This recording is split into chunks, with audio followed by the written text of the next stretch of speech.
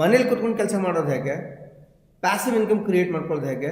ನನ್ನ ಕನ್ಸರ್ನ್ ಏನಿತ್ತು ಅಂತಂದರೆ ಎಂಪವರ್ಮೆಂಟ್ ಮಾಡಬೇಕು, ಅದರಲ್ಲೂ ವುಮನ್ ಎಂಪವರ್ಮೆಂಟ್ ಮಾಡಬೇಕು ಅನ್ನೋದು ನನ್ನ ಕನಸು. ಸಮಾಜದಲ್ಲಿ ನೆಟ್ವರ್ಕ್ ಮಾರ್ಕೆಟಿಂಗ್ ಬಗ್ಗೆ ಇಷ್ಟು ನೆಗೆಟಿವಿಟಿ ಯಾಕಿದೆ ಅಂತ ಅನ್ಸುತ್ತೆ ನಿಮಗೆ? ನನಗೆ ದಿಢೀರ್ ಶ್ರೀಮಂತ ಆಗಬೇಕು ಅನ್ನುವಂತಹ ಆಸೆ ಇರುತ್ತೆ. ಈ ಆಸೆ ತಪ್ಪಲ್ಲ, ಆದರೆ ಹೆದ್ದಾಸೆ ಅತಿ ಆಸೆ ತಪ್ಪಲ್ವಾ? ನಾವಿಷ್ಟು ವರ್ಷ ಸೇರುವಂತಹ ದಾರಿಗೆ ನಾನು ಆಯ್ಕೆ ಮಾಡ್ಕೊಂಡಿರುವಂತಹ ಸೆಕ್ಟರ್ ಸರಿ ಇದೆ ಅಂತ ಉತ್ತರ ಕೊಡೋ ಕಾಲ ಯಾವಾಗ? ಅವ್ರಿಗೂ ಈ ಎಲ್ಲ ಕಷ್ಟಗಳು, ನೆಗೆಟಿವ್ಗಳು, ಅವಮಾನಗಳು, ತಿರಸ್ಕಾರಗಳು, ಕಲ್ಲೇಟುಗಳು ಸಿಕ್ಕಿದೆ. 10 ದಾರಿಗಳಿದ್ದಾವೆ ಸಕ್ಸಸ್ನ ಪಡ್ಕೊಳ್ಳೋದಕ್ಕೆ. ಆದರೆ ನೀವು ಒಂದೇ ದಾರಿ ಮೇಲೆ ಸತತವಾಗಿ ನಡಿಬೇಕು. ಒಂದು ದಾರಿ ಮೇಲೆ ನಡೀತಾ ಸಕ್ಸಸ್ ಇನ್ನೂ ಸಿಗ್ತಾಯಿಲ್ಲ ಅಂತ ದಾರಿ ಚೇಂಜ್ ಮಾಡಿಕೊಂಡ್ರೆ ಮತ್ತೆ 0 ಶುರು ಮಾಡ್ತೀರಾ. ನಿಮ್ಮ ಕೆಳಗೆ 100ನೇ ಲಾಗಿನ್ ಆದಾಗ ನಿಮಗೆ ಹೇಗೆ ದುಡ್ಡು ಬರುತ್ತೆ? ಕಂಪನಿಗೆ ಲಾಸ್ ಅಲ್ವಾ ಅಂತ ಪ್ರಶ್ನೆ. ಫಾರ್ ಎಕ್ಸಾಂಪಲ್, ನೀವು ಸಂತೆಗೆ ಹೋಗ್ತೀರಿ ಅಂತ ಅಂದ್ಕೊಳ್ಳಿ. ಸಂತೆಯಲ್ಲಿ ನಿಮಗೆ ಎಲ್ಲವೂ ಸಿಗುತ್ತೆ, ಆದರೆ ನಿಮಗೆ ಬೇಕಾಗಿರೋದನ್ನು ಮಾತ್ರ ಆಯ್ಕೆ ಮಾಡ್ಕೊಂಡು ಬರ್ತೀರಿ. How to become rich learner ಝೋನ್ಸ್ನ ಸಾಧಕರ ವೇದಿಕೆ ಈ ಪ್ರೋಗ್ರಾಮ್ಗೆ ಮತ್ತೊಮ್ಮೆ ಸ್ವಾಗತ. ನಮಸ್ಕಾರ, ನಾನು ನಿಮ್ಮ ವೀರೇಶ್ ಬಸವರಾಜ್ ಮತ್ತು ಇವತ್ತು ನಮ್ಮ ಜೊತೆಗಿದ್ದಾರೆ miss Rupa Hegde, who is a network marketing expert. ಇವರು ಮೂಲತಃ ಶಿರ್ಸಿಯವರು. ಜರ್ನಲಿಸಮಲ್ಲಿ 17 ವರ್ಷ ಕೆಲಸ ಮಾಡಿದ್ದಾರೆ. ವಿಜಯ ಕರ್ನಾಟಕದಲ್ಲಿ ಅಂಕಣಗಳನ್ನು ಬರಿತಾ ಇದ್ರು. ಅದೆಷ್ಟೋ ಪತ್ರಿಕೆಗಳ ಜೊತೆ ಒಡನಾಟ ಇದೆ. ಅಲ್ಲೂ ಕೂಡ ಇವರು ಆ್ಯಸ್ ಎ ಫ್ರೀಲಾನ್ಸರ್ ಆಗಿ ಇವತ್ತಿಗೂ ಕೆಲಸ ಮಾಡ್ತಿದ್ದಾರೆ. 17 ವರ್ಷಗಳ ಎಕ್ಸ್ಪೀರಿಯನ್ಸ್ ಜರ್ನಲಿಸಮಲ್ಲಿ, 15 ವರ್ಷಗಳ ಎಕ್ಸ್ಪೀರಿಯನ್ಸ್ ನೆಟ್ವರ್ಕ್ ಮಾರ್ಕೆಟಿಂಗಲ್ಲಿ. ಇಷ್ಟೊಂದು ರಿಚ್ ಎಕ್ಸ್ಪೀರಿಯನ್ಸ್ ಇಟ್ಕೊಂಡಿದ್ದಾರೆ. ಇವತ್ತು ಮನೇಲಿ ಕುತ್ಕೊಂಡು ಕೆಲಸ ಮಾಡೋದು ಹೇಗೆ, ಪ್ಯಾಸಿವ್ ಇನ್ಕಮ್ ಕ್ರಿಯೇಟ್ ಮಾಡ್ಕೊಳ್ಳೋದು ಹೇಗೆ, ಮತ್ತು ನಿಮ್ಮ ಜವಾಬ್ದಾರಿಗಳನ್ನೆಲ್ಲ ಮುಗಿಸಿ ಯಾವುದೇ ಇನ್ವೆಸ್ಟ್ಮೆಂಟ್ ಇಲ್ಲದೆ ನೀವು ದುಡ್ಡು ಸಂಪಾದನೆ ಮಾಡೋದು ಹೇಗೆ ಅಂತ ಹೇಳ್ಕೊಡೋದಕ್ಕೆ ರೂಪಾ ಹೆಗಡೆ ಅವರು ಶಿರ್ಸಿಯಿಂದ ಬಿಜಾಪುರದವರೆಗೂ ಬಂದಿದ್ದಾರೆ. Thank you so much ma'am. Learner ಝೋನ್ನ ಪಾಡ್ಕಾಸ್ಟ್ ಸೀರೀಸ್ಗೆ ನಿಮಗೆ ತುಂಬ ಸ್ವಾಗತ. Thank you very much. Okay madam, ನಮ್ಮ ವೀಕ್ಷಕರ ಪರವಾಗಿ ಮತ್ತು ನಮ್ಮ ಪರವಾಗಿ ನನ್ನ ಮೊದಲನೇ ಪ್ರಶ್ನೆ. ಜರ್ನಲಿಸಮಲ್ಲಿ 17 ವರ್ಷದ ಎಕ್ಸ್ಪೀರಿಯನ್ಸ್ ಇದ್ದರೂ ಕೂಡ ನೀವು ಯಾಕೆ ನೆಟ್ವರ್ಕ್ ಮಾರ್ಕೆಟಿಂಗ್ನ ಆಯ್ಕೆ ಮಾಡಿಕೊಂಡ್ರಿ? ಎಸ್, ಜರ್ನಲಿಸಮ್ ಅಂತಲ್ಲ, ಯಾವುದೇ ಸೆಕ್ಟರಲ್ಲಿ ಕೂಡ ನೀವು ಪುವರ್ ಅಥವಾ ಪವರ್ಟಿ ಲೈನ್ಗಿಂತ ಕೆಳಗಿರೋ ಜನರನ್ನು ಬೆಳೆಸೋಕ್ಕಾಗೋದಿಲ್ಲ. ನೀವು ಇನ್ನೊಬ್ಬರನ್ನು ಬೆಳೆಸೋಕ್ಕಾಗತ್ತೆ ಅಂತಂದರೆ ಅದಕ್ಕಿರೋ ವೇದಿಕೆ ಇದು ಒಂದೇ. ಯಾವುದೇ ಒಂದು ಸೆಕ್ಟರನ್ನು ತೊಗೊಂಡ್ರು, ಈಗ ನಾನು ಜರ್ನಲಿಸಮಲ್ಲಿ ಏನೋ ಒಂದು ಸ್ವಲ್ಪ ಕೃಷಿ ಮಾಡಿದ್ದೀನಿ ಅಂತಂದರೆ ಅಲ್ಲಿ ಇನ್ನೊಬ್ಬರನ್ನ ಬೆಳೆಸಬೇಕು ಅಂತಂದರೆ ಅವರಿಗೆ ನನ್ನಷ್ಟೇ ಸ್ಕಿಲ್ ಇರಬೇಕು ಅಥವಾ ನನಗಿಂತ ಬೆಟರ್ ಸ್ಕಿಲ್ ಇರಬೇಕು. ಅವರಿಗೆ ಕಮ್ಯುನಿಕೇಷನ್ ಸ್ಕಿಲ್ ಇರಬೇಕು, ಎಜುಕೇಷನಲ್ಲಿ ಕ್ವಾಲಿಫಿಕೇಷನ್ ಇರಬೇಕು. ಹೀಗೆ ಎಲ್ಲ ಕ್ಷೇತ್ರದಲ್ಲಿ ನೀವು ಬ್ಯಾಂಕಿಂಗ್ ಸೆಕ್ಟರ್ ತಗೊಳ್ಳಿ, ಯಾವುದೇ ಆಯಾಮ ತೊಗೊಂಡ್ರು ಅಲ್ಲಿ ಬೇಕಾಗಿರೋದು ಎಕ್ಸ್ಪೀರಿಯನ್ಸನ್ನು ಕೇಳ್ತಾರೆ, ಎಜುಕೇಷನ್ ಕ್ವಾಲಿಫಿಕೇಷನ್ನ ಕೇಳ್ತಾರೆ. ಸೊ ಎಷ್ಟು ಜನರಿಗೆ ಇದು ಸಾಧ್ಯ ಆಗುತ್ತೆ? ಸಾಧ್ಯ ಆಗೋದಿಲ್ಲ. ಸೊ ಈ ಕ್ಷೇತ್ರದಲ್ಲಿ ಏನು ಅಂತಂದರೆ, ಡೈರೆಕ್ಟ್ ಸೆಲ್ಲಿಂಗ್ ಇಂಡಸ್ಟ್ರಿನಲ್ಲಿ ಏನು ಅಂತಂದರೆ ಯಾವುದೇ ಎಜುಕೇಷನ್ ಕ್ವಾಲಿಫಿಕೇಷನ್ ಬೇಕಾಗಿಲ್ಲ, ಆಯಿತಾ?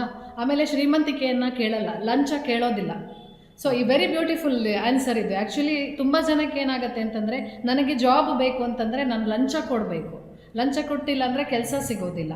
ಹಾಗೂ ಒಂದು ವೇಳೆ ಯಾರ್ದೋ ಇನ್ಫ್ಲುಯೆನ್ಸ್ ಮಾಡಿಸೋಣ ಅಂತಂದರೆ ನಮಗೆ ಆ ಥರ ಬ್ಯಾಕ್ ಬೋನ್ಗಳು ಯಾರೂ ಇಲ್ಲ, ಪರಿಚಯ ಇರೋದಿಲ್ಲ, ಆಯಿತಾ? ಹಾಗೆಯೇ ಯಾವುದೇ ಅಂತ ತಗೊಳ್ಳಿ, ಈಗ ಒಬ್ಬ ಲಾಯರ್ ಅಂತ ಅಂದ್ಕೊಳ್ಳಿ.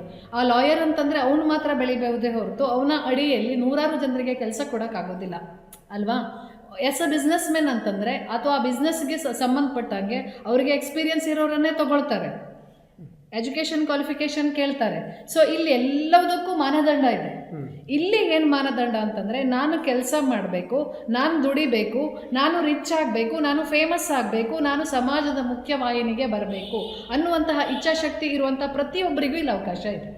ಸೊ ಅದಕ್ಕೋಸ್ಕರ ನಾನು ಜನರಿಗೋಸ್ಕರ ಜನರಿಗಾಗಿ ಇರುವಂತಹ ಈ ವೇದಿಕೆಯನ್ನು ಉಪಯೋಗಿಸ್ಕೊಂಡಿದ್ದು. ಯಾಕೆ ಅಂತಂದರೆ, ನಾನು ಈ ಕಷ್ಟವನ್ನು ನೋಡಿ, ಅಂದರೆ ನನಗೆ ಕಷ್ಟ ಗೊತ್ತಿಲ್ಲ ಅಂತಂದ್ರೂ ಈ ಕಷ್ಟದಿಂದ ಪರದಾಡ್ತಾ ಇರೋರಿಗೆ ಒಂದು ವೇದಿಕೆಯನ್ನು ನಿರ್ಮಾಣ ಕೊಟ್ಟು ಫೈನಾನ್ಷಿಯಲ್ ಫ್ರೀಡಮನ್ನು ಕೊಡಿಸೋಕ್ಕೆ ಅವಕಾಶ ಇರೋ ವೇದಿಕೆ ಅಂತ ಈ ವೇದಿಕೆಯನ್ನು ಆಯ್ಕೆ ಮಾಡ್ಕೊಂಡಿದ್ದೀನಿ. ನನ್ನ ಕನ್ಸರ್ನ್ ಏನಿತ್ತು ಅಂತಂದರೆ ಎಂಪವರ್ಮೆಂಟ್ ಮಾಡಬೇಕು, ಅದರಲ್ಲೂ ವುಮನ್ ಎಂಪವರ್ಮೆಂಟ್ ಮಾಡಬೇಕು ಅನ್ನೋದು ನನ್ನ ಕನಸು.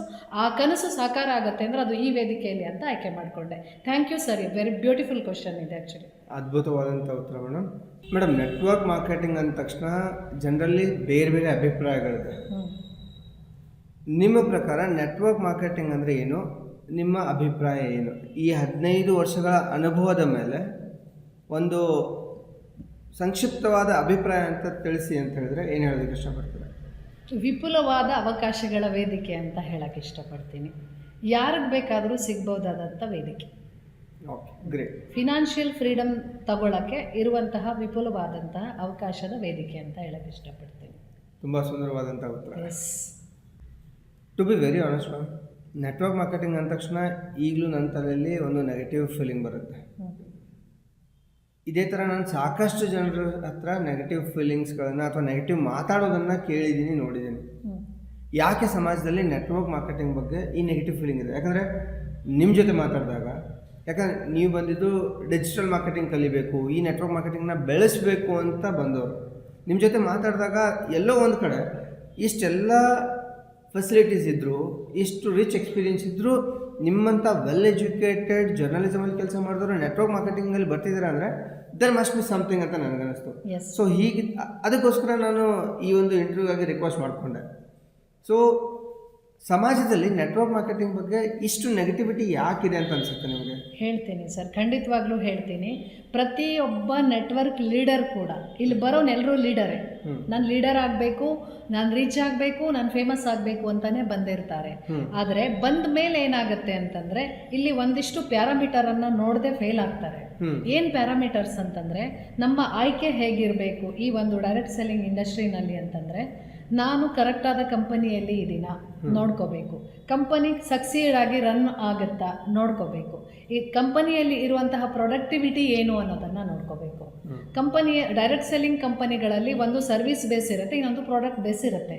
ಸೊ ಈ ಒಂದು ಪ್ರಾಡಕ್ಟ್ ಬೇಸಲ್ಲಿ ಇರುವಂತಹ ಕಂಪನಿಗಳು ಜನರಿಗೆ ರೀಚ್ ಆಗುತ್ತಾ, ಜನ ಇಷ್ಟಪಡ್ತಾರ, ಜನ ಮತ್ತೆ ಮತ್ತೆ ಇದನ್ನು ಪರ್ಚೇಸ್ ಮಾಡ್ತಾರ, ಜನ ಮತ್ತೆ ಇಷ್ಟಪಟ್ಟು ಕೇಳ್ತಾರ, ಈ ಎಲ್ಲ ಆಸ್ಪೆಕ್ಟನ್ನು ನೋಡಿ ಇವೆಲ್ಲ ಪ್ಯಾರಾಮೀಟರ್ಗಳು ಓಕೆ ಇದ್ದಾಗ ಸಕ್ಸಸ್ ಆಗ್ತಾರೆ.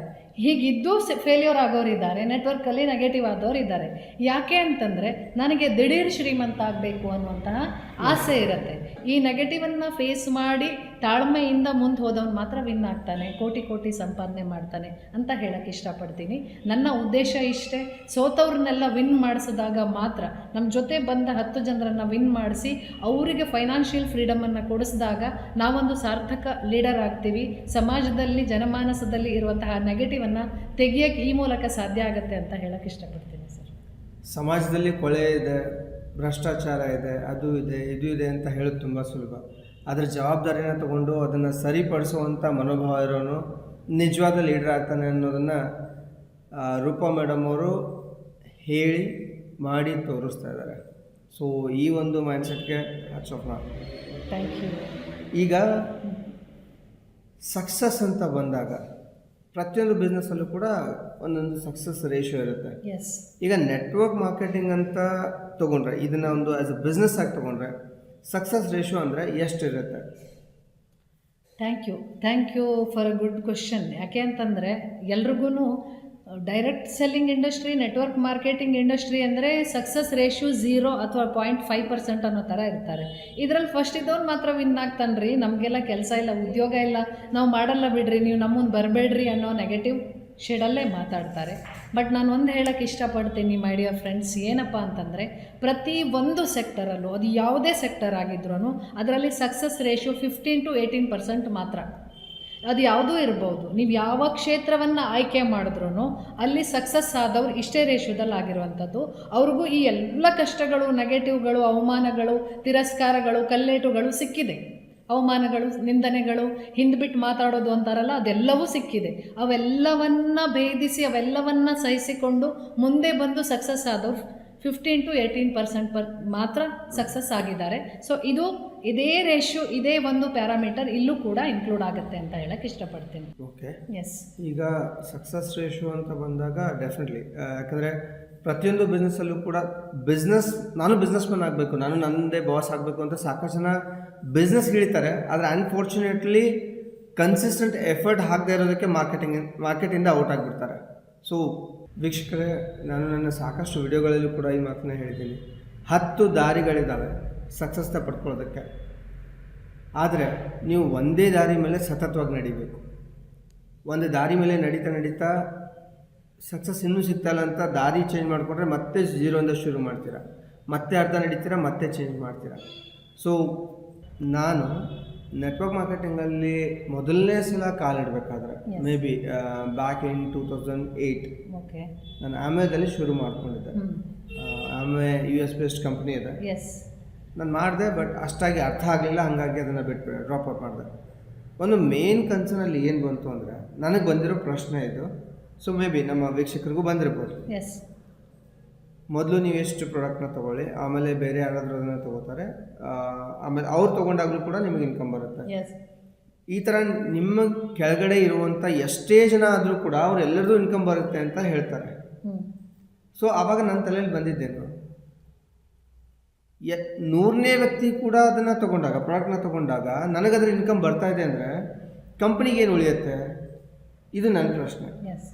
ಇದೇ ಪ್ರಶ್ನೆ ನಮ್ಮ ಸಾಕಷ್ಟು ವೀಕ್ಷಕರಿಗೂ ಬಂದಿರ್ಬೋದು. ಓಕೆ. ಸೊ ಇದು ಹೇಗೆ ಪಾಸಿಬಲ್ ಆಗುತ್ತೆ? ಯಾವುದೇ ಕಂಪನಿ ಕೂಡ ಪ್ರಾಫಿಟ್ ಇಲ್ಲದೆ ಕೆಲಸ ಮಾಡಲ್ಲ, ಖಂಡಿತವಾಗ್ಲೂ ಮಾಡಲ್ಲ. ಹಾಂ. ಸೊ ಇವನ್ ಒಂದು ಸಣ್ಣ ಟೀ ಸ್ಟಾಲ್ ಆಗಿರ್ಬೋದು ಅಥವಾ ಕಿರಾಣಾ ಶಾಪ್ ಆಗಿರ್ಬೋದು, ಯಾವುದೇ ಬಿಸ್ನೆಸ್ ಆಗಿರ್ಬೋದು, ಪ್ರಾಫಿಟ್ ಇಲ್ಲದೆ ಕೆಲಸ ಅಂತೂ ಮಾಡಲ್ಲ. ಆ್ಯಕ್ಚುಲಿ ಇದ್ರ ಫಂಡ ಏನು? ಇದು ಯಾವ ಗ್ರೌಂಡ್ ಮೇಲೆ ಕೆಲಸ ಮಾಡುತ್ತೆ? ಇದ್ರ ಬಗ್ಗೆ ಸ್ವಲ್ಪ ಮಾಹಿತಿ ಕೊಡಿ. ಎಸ್, ಇದಕ್ಕೆ ಆ್ಯಕ್ಚುಲಿ ನಾನು ವಿತ್ ಲೈವ್ ಡೆಮೋ ಕೊಡಬೇಕಾಗ್ತಿತ್ತು, ಆದರೂ ನಾನು ನಿಮಗೆ ಅರ್ಥಪಡಿಸೋಕ್ಕೆ ಇಷ್ಟಪಡ್ತೀನಿ. ನೋಡೋಣ, ಟ್ರೈ ಮಾಡ್ತೀನಿ.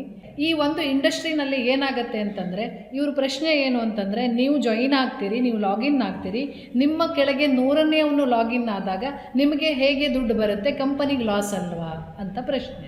ಎಸ್ ಮೈ ಡಿಯರ್ ಫ್ರೆಂಡ್ಸ್, ಇದನ್ನು ಕ್ಲಿಯರ್ ಆಗಿ ಅರ್ಥ ಮಾಡ್ಕೊಳ್ಳಿ. ಇಲ್ಲಿ ನಿಮಗೆ ಒಂದಿಷ್ಟು ಕಂಪನಿಗಳ ಪ್ಯಾಟರ್ನ್ ಒಂದೊಂದು ಥರ ಇರುತ್ತೆ. ಹೇಗೆ ಇದ್ರೂ ನಿಮಗೆ ಇನ್ಕಮ್ ಕೊಡಬೇಕು ಅಂತಂದರೆ 1:1 ರೇಷಿಯೋದಲ್ಲಿ ಕೊಡ್ತಾರೆ. ಅಂದರೆ ನೀವು ಎರಡೂ ಕಡೆ ಮ್ಯಾಚಿಂಗನ್ನು ಮಾಡಬೇಕು ಅಂತ ಹೇಳ್ತಾ, ಮ್ಯಾಚಿಂಗನ್ನು ನೀವು ಎರಡೂ ಕಡೆ ಮಾಡಿಲ್ಲ ಅಂತಂದರೆ ನಿಮಗೆ ಒಂದು ಕಡೆ ಹಾಗೇ ಕೆಲವು ಕಂಪನಿಗಳಲ್ಲಿ ಸ್ಟಾಕ್ ಅಂದರೆ ಇನ್ನು ಕ್ಯಾರಿ ಫಾರ್ವರ್ಡ್ ಅಥವಾ ಸ್ಟಾಕ್ ಆಗಿರುತ್ತೆ, ಸ್ಟೋರ್ ಆಗಿರುತ್ತೆ. ಯಾವಾಗ ಇನ್ನೊಂದು ಕಡೆಯಲ್ಲಿ ಕೂಡ ಪ್ಯಾಕೇಜ್ ಬೈ ಆಗಿರುತ್ತೆ, ಆಗ ನಿಮಗೆ ಇನ್ಕಮ್ ಆಗಿ ಕನ್ವರ್ಟ್ ಆಗಿ ಬರುತ್ತೆ.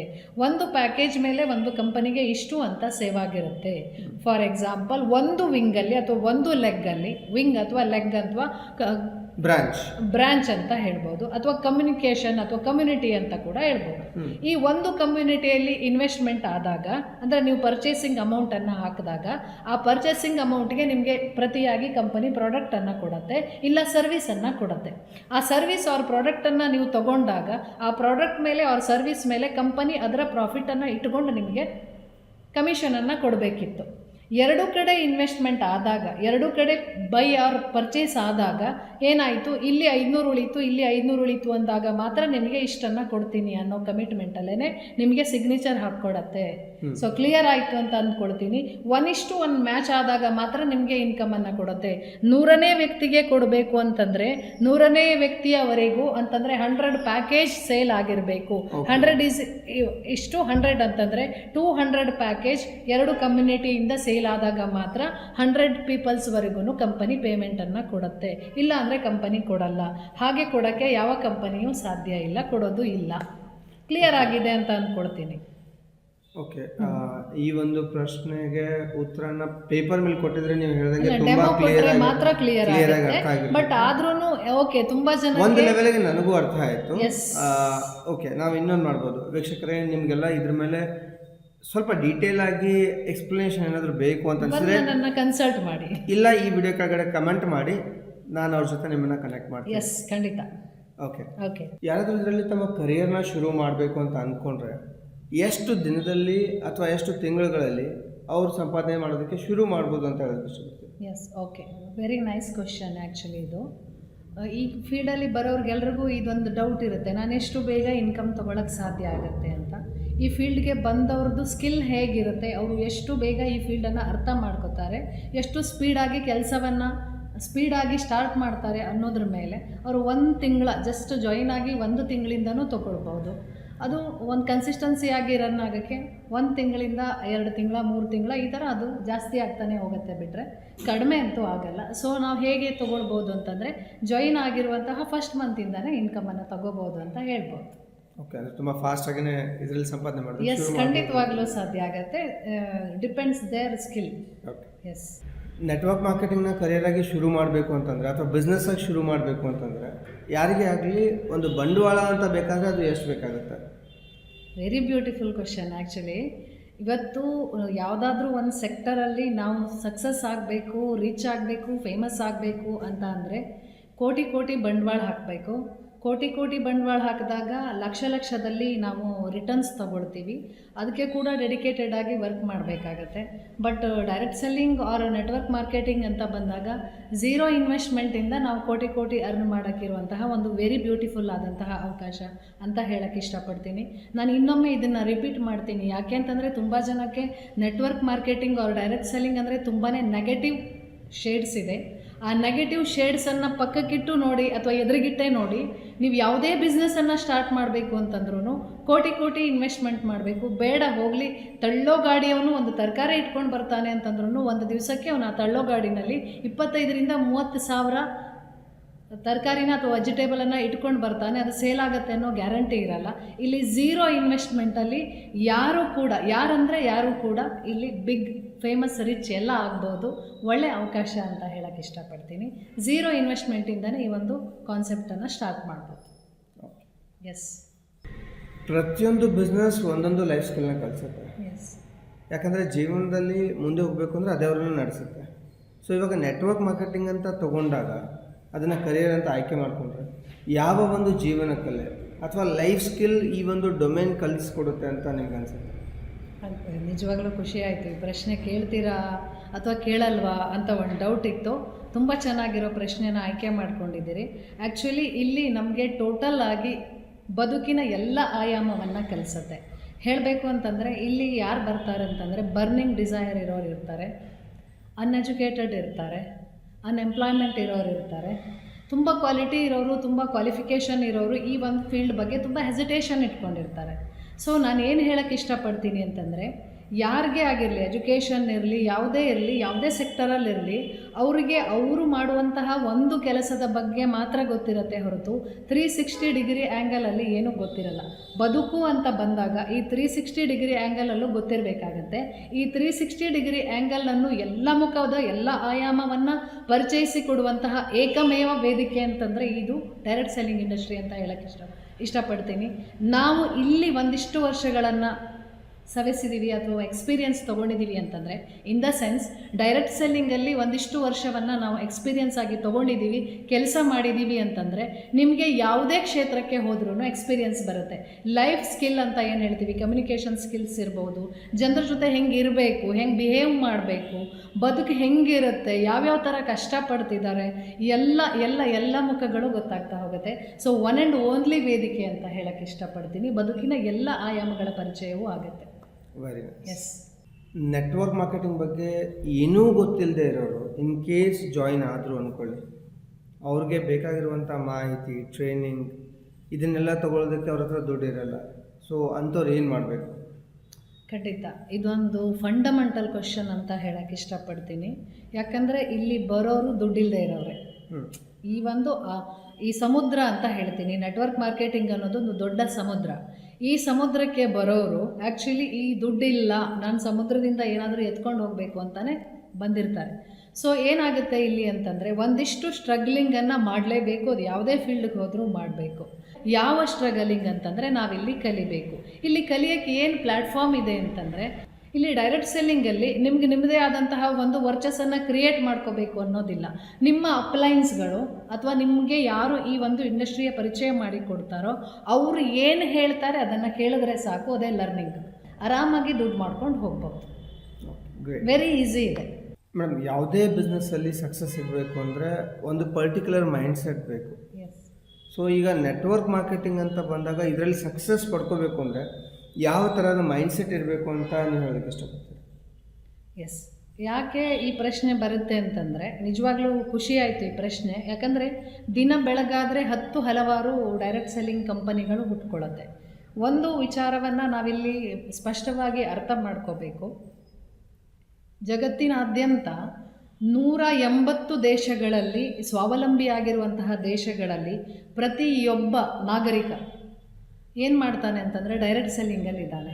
ನಿಮ್ಗೊಂದು ಎಕ್ಸಾಂಪಲನ್ನು ಕೊಡ್ತೀನಿ ನೋಡಿ. ಇದನ್ನು ನಾನು ಸ್ವಲ್ಪ ವಿಸ್ತಾರವಾಗಿ ಉತ್ತರ ಕೊಡ್ತೀನಿ. ಯಾಕೆಂತಂದರೆ ಇದರದ್ದು ವಿಸ್ತಾರವಾಗೇ ಇದೆ, ವಿಚಾರ ವಿಸ್ತಾರವಾಗಿದೆ. ಏನಪ್ಪ ಅಂತಂದರೆ, ಫಾರಿನ್ ಕಂಟ್ರಿ ಪೀಪಲ್ಸ್ ನಮ್ಮ ದೇಶಕ್ಕೆ ಟೂರಿಸಮ್ಗೆ ಅಥವಾ ಟೂರ್ಗೆ ಅಂತ ಬರ್ತಾರೆ. ಗೋವಾ ಅಂತ ತೊಗೊಳ್ಳಿ ಅಥವಾ ಯಾವುದೇ ಒಂದು ಕೋಸ್ಟಲ್ ಬೆಲ್ಟಲ್ಲಿರ್ಬೋದು. ಅವ್ರಿಗೆ ಫಂಡ್ ಯಾರು ಕೊಡ್ತಾರೆ? ಕೋಟಿ ಖರ್ಚು ಮಾಡ್ತಾರೆ ಅವರು. ಯಾರು ಕೊಡ್ತಾರೆ ಅವ್ರಿಗೆ ಫಂಡು? ಯಾರೂ ಕೊಡಲ್ಲ. ಅವರು ಸೆಲ್ಫ್ ಆಗಿ ಬಂದಿರ್ತಾರೆ. ಹೇಗೆ ಸಾಧ್ಯ ಆಗುತ್ತೆ ಅಂತಂದರೆ, ಫಾರಿನ್ ಕಂಟ್ರಿಗಳಲ್ಲಿ ಡೈರೆಕ್ಟ್ ಸೆಲ್ಲಿಂಗ್ ಅನ್ನೋದು ಲೀಗಲ್ ಆಗಿದೆ. ನಮ್ಮ ದೇಶದಲ್ಲಿ ಕೂಡ 2021ನಲ್ಲಿ ಲೀಗಲ್ ಆಗಿದೆ. ಸೆಂಟ್ರಲ್ ಗೌರ್ಮೆಂಟ್ ಲೀಗಲ್ ಆಗಿ ಮಾಡಿದೆ. ಸೆಂಟ್ರಲ್ ಗೌರ್ಮೆಂಟ್ನ ಗೆಜೆಟಲ್ಲಿ ಡೈರೆಕ್ಟ್ ಸೆಲ್ಲಿಂಗನ್ನು ಪಾಸ್ ಮಾಡಿದೆ. ಸೊ ಅದಕ್ಕೆ ಅದರದ್ದೇ ಆದಂತಹ ಗೈಡ್ಲೈನ್ಸ್ಗಳಿದೆ. ಆದರೆ ನಮ್ಮ ದೇಶದಲ್ಲಿ ಯಾವುದಾದ್ರೂ ಒಂದು ಗೈಡ್ಲೈನ್ಸ್ ಬಂದಿದೆ, ಗೆಜೆಟ್ ಓಕೆ ಮಾಡಿದೆ ಅಂತಂದರೆ ಅದನ್ನು ಜನ ರಿಸೀವ್ ಮಾಡ್ಕೊಳ್ಳೋಕ್ಕೆ ಮಿನಿಮಮ್ 2 ಜನ್ರೇಷನ್ ಬೇಕು. ನಿಮಗೆ ಬೆಸ್ಟ್ ಎಕ್ಸಾಂಪಲ್ ಹೇಳ್ತೀನಿ, ಕೇಳಿಸ್ಕೊಳ್ಳಿ. ATM ಅಂತ ಬಂತು ಅಲ್ವಾ? ATM ಬಂದಾಗ ಜನ ಯಾರೂ ಒಪ್ಕೊಳ್ಳಿಲ್ಲ ಅದನ್ನು. ATM ಕಾನ್ಸೆಪ್ಟನ್ನು ಪಕ್ಕಕ್ಕೆ ಇಟ್ಬಿಟ್ರು. ಇದೆಲ್ಲ ಯಾರು ಹೋಗಿ ದುಡ್ಡು ತೆಗಿತಾರೆ ಅಂತ ಹೇಳಿದ್ರು ಅಲ್ವಾ? ಮೊಬೈಲ್ ಬಂದಾಗ ಜಸ್ಟ್ ನೀವು ಇಮ್ಯಾಜಿನ್ ಮಾಡ್ಕೊಳ್ಳಿ, ಫಸ್ಟು ಮೊಬೈಲ್ ಬಂದಾಗ ಇದೆಲ್ಲ ಆಗುವಂಥದ್ದಲ್ಲ ಅಂತ ಯೋಚನೆಗಳು ಬಂತು. ಅವೆಲ್ಲವೂ ಪಕ್ಕಕ್ಕೆ ಸರ್, ಪ್ರತಿಯೊಬ್ಬರು ಮೊಬೈಲಲ್ಲಿ ಪೇಟಿಎಮ್ಮು, ಗೂಗಲ್ ಪೇ, ಫೋನ್ಪೇ ಎಲ್ಲ ಬಂತಲ್ವಾ? ಎಷ್ಟು ಜನ ಬಂದ ತಕ್ಷಣ ಅಕ್ಸೆಪ್ಟ್ ಮಾಡಿಕೊಂಡ್ರು. ಅದು ಅಕ್ಸೆಪ್ಟ್ ಆಗಿ ಪ್ರತಿಯೊಬ್ಬರ ಮೊಬೈಲ್ಗೆ ಕನ್ವರ್ಟ್ ಆಗಿ ಪ್ರತಿಯೊಬ್ಬರ ಮೊಬೈಲಿಂದ ಮೊಬೈಲ್ಗೆ ದುಡ್ಡು ಟ್ರಾನ್ಸ್ಫರ್ ಆಗೋಕ್ಕೆ ಎಷ್ಟು ವರ್ಷ ತಗೊಂಡಿತು? ಮಿನಿಮಮ್ 5 to 6 ಇಯರ್ ತಗೊಂಡಿತು. ಹಾಗೇನೆ ಒಂದು ಗೆಜೆಟ್ ಅಂತ ಪಾಸಾಗಿದ್ದು 2021ನಲ್ಲಿ ಆಗಿರೋದ್ರಿಂದ ಇಷ್ಟೂ ವರ್ಷದ ತನಕ ನಮ್ಮಲ್ಲಿ ಇಂಡಿಯಾದಲ್ಲಿ ಏನಾಯಿತು ಅಂತಂದರೆ, ಡೈರೆಕ್ಟ್ ಸೆಲ್ಲಿಂಗ್ ಅಂದರೆ ಇದೊಂದು ಯಾರೂ ಮಾಡದೇ ಇರುವಂತಹ ಕೆಲಸ, ಉದ್ಯೋಗ ಇಲ್ಲದೆ ಇರೋನು ಮಾಡುವಂಥದ್ದು, ಅನ್ಎಜುಕೇಟೆಡ್ ಮಾಡುವಂಥದ್ದು ಅನ್ನೋ ಒಂದು ಮನೋಭಾವನೆ ಇತ್ತು. ಸೊ ಈ ಕಾರಣಕ್ಕೋಸ್ಕರ ಏನಾಯಿತು ಅಂತಂದರೆ ಇದನ್ನು ಒಂಥರ ಸೈಡ್ ಲೈನು ಮಾಡಿಬಿಟ್ರು. ಸೊ ಇದು ಫಾರಿನ್ ಕಂಟ್ರಿಗಳಲ್ಲಿ 50-60 ವರ್ಷಗಳ ಹಿಂದೆನೇ ಅಲೋ ಆಗಿ ಇರುವಂಥದ್ದು. ಸೊ ಫಾರಿನ್ ಕಂಟ್ರಿಗಳಲ್ಲಿ ಪ್ರತಿಯೊಬ್ಬರು ಪ್ರತಿ ಒಂದು ಥಿಂಗ್ಸನ್ನು ತೊಗೊಳ್ತಾರೆ ಅಂತಂದರೆ ಅದು ಡೈರೆಕ್ಟ್ ಸೆಲ್ಲಿಂಗ್ ಥ್ರೂನೇ ತೊಗೊಳ್ತಾರೆ. ಅವ್ರ ಮನೆಯ ಟ್ಯಾಪನ್ನು ತಿರ್ಸಿದ್ದಾರೆ ಅಂತಂದರೆ ಅವ್ರಿಗೆ ನಲ್ಲಿ ನೀರು ಬೇಕು, ಕುಡಿಯೋಕ್ಕೆ ನೀರು ಬೇಕು, ಒಂದು ಬಾಟಲ್ ನೀರು ಆರ್ಡ್ರ್ ಮಾಡಿದ್ದಾರೆ, ಒಂದು ಪೆನ್ನನ್ನು ತೊಗೊಂಡಿದ್ದಾರೆ, ಏನನ್ನೇ ಬೈ ಮಾಡಿದ್ರು ಅಂತಂದ್ರೂ ಅದು ಡೈರೆಕ್ಟ್ ಸೆಲ್ಲಿಂಗ್ ಸಿಸ್ಟಮಲ್ಲಿ ಇರುತ್ತೆ. ಸೊ ಅವರಿಗೆ ಫೈನಾನ್ಷಿಯಲ್ ಫ್ರೀಡಮನ್ನು ಆ ಮಟ್ಟಕ್ಕೆ ತಂದು ಕೊಡುವಂಥದ್ದು ಅಥವಾ ಆ ಮಟ್ಟಕ್ಕೆ ತಂದು ಕೊಡಲು ಸಾಧ್ಯ ಆಗಿದ್ದು ಯಾವುದು ಅಂತಂದರೆ ಈ ಒಂದು ಡೈರೆಕ್ಟ್ ಸೆಲ್ಲಿಂಗ್ ಇಂಡಸ್ಟ್ರಿ.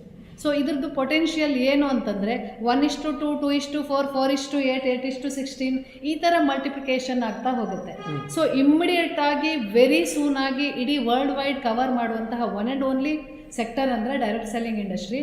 ಇದರ ಪೊಟೆನ್ಷಿಯಲನ್ನು ಅರ್ಥ ಮಾಡ್ಕೊಳ್ದೇಲೇ ಇದನ್ನು ತುಂಬ ಜನ, ನಾನು ಏನಕ್ಕೆ ಇದನ್ನು ಹೇಳ್ತಾ ಇದ್ದೀನಿ ಅಂತಂದರೆ, ನಮ್ಮಲ್ಲೇ ನಾನು ಬೇಗ ಶ್ರೀಮಂತ ಆಗಿಬಿಡಬೇಕು, ನಾನು ಮಾತ್ರ ಶ್ರೀಮಂತ ಆಗಿಬಿಡಬೇಕು ಅಂತ ಮೈಂಡ್ಸೆಟ್ ಇರೋ ಅಂಥವ್ರು ಏನು ಮಾಡ್ತಾರೆ ಅಂತಂದರೆ, ಶಾರ್ಟ್ಕಟ್ಗಳನ್ನು ಯೂಸ್ ಮಾಡಿ ಈ ಒಂದು ಕಾನ್ಸೆಪ್ಟನ್ನು ಜನರ ಮನಸ್ಸಲ್ಲಿ ಅಥವಾ ಜನಮಾನಸದಲ್ಲಿ ನೆಗೆಟಿವ್ ಥಾಟ್ಸನ್ನು ತುಂಬಿದ್ದಾರೆ.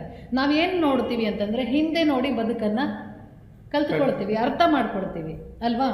ಸೊ ಆ ಹಿಂದೆ ನೋಡಿದಾಗ ಎಲ್ಲರೂ ನೆಗೆಟಿವನ್ನೇ ಮಾಡಿರೋದ್ರಿಂದ ಈಗ ನಾವು ಮುಂದೇನು ಮಾಡಬೇಕು ಅನ್ನೋ ಚಿಂತನೆಯ ಒಂದು ಹೊರಗೆ ಹಚ್ಚುವಂತಹ ಕೆಲಸ ಅಥವಾ ಆ ಟೈಮ್ ಬಂದಿದೆ. ಸೊ ಆಗ ನೀವು ಕೇಳಿದಂತಹ ಪ್ರಶ್ನೆಗೆ ಉತ್ತರ ಏನು ಅಂತಂದರೆ, ನೀವೇನು ಪ್ರಶ್ನೆಯನ್ನು ಕೇಳಿದ್ರಲ್ಲ, ಡೈರೆಕ್ಟ್ ಸೆಲ್ಲಿಂಗ್ ಇಂಡಸ್ಟ್ರಿನಲ್ಲಿ ಯಾಕೆ ಹೀಗೆ ಆಗ್ತಾ ಇದೆ, ಏನು ಸಕ್ಸಸ್ಗೆ ಅಥವಾ ಮೈಂಡ್ಸೆಟ್ ಬೇಕು ಅಂತ ಕೇಳಿದಾಗ, ಈ ಮೈಂಡ್ಸೆಟ್ ಏನಿದೆ, ಈ ನೆಗೆಟಿವ್ ಮೈಂಡ್ಸೆಟ್ಟಿಂದ ನಾನು ಮಾಡಬಲ್ಲೆ ಅಥವಾ ಒಬ್ಬ ಸೀದಾ ನೆಟ್ವರ್ಕ್ ಏನಿರ್ತಾನೆ, ನೆಟ್ವರ್ಕ್ ಲೀಡರ್ ಏನಿರ್ತಾನೆ, ಅವನಿಗೆ ಮೈಂಡ್ಸೆಟ್ ಏನು ಬೇಕು ಅಂತಂದರೆ, ನನ್ನನ್ನು ನಂಬಿಕೊಂಡು ಬಂದವರಿಗೆ, ನನ್ನ ಕೆಳಗಿರುವಂತಹ ಪ್ರತಿಯೊಬ್ಬ ವ್ಯಕ್ತಿನೂ ಆರ್ಥಿಕವಾಗಿ ಸ್ವಾತಂತ್ರ್ಯವನ್ನು ಕೊಡಿಸ್ತೀನಿ ನಾನು ಅನ್ನುವಂತಹ ಮೈಂಡ್ಸೆಟ್ ಇರಬೇಕೇ ಹೊರತು ನಾನು ಮಾತ್ರ ದುಡ್ಡು ಮಾಡ್ಕೋಬೇಕು, ಕೆಳಗೆ ಬಂದವರು ಏನಾದರೂ ಆಗಲಿ ಅನ್ನುವಂಥ ಮೈಂಡ್ಸೆಟ್ಟನ್ನು ಬಿಡಬೇಕಾಗತ್ತೆ.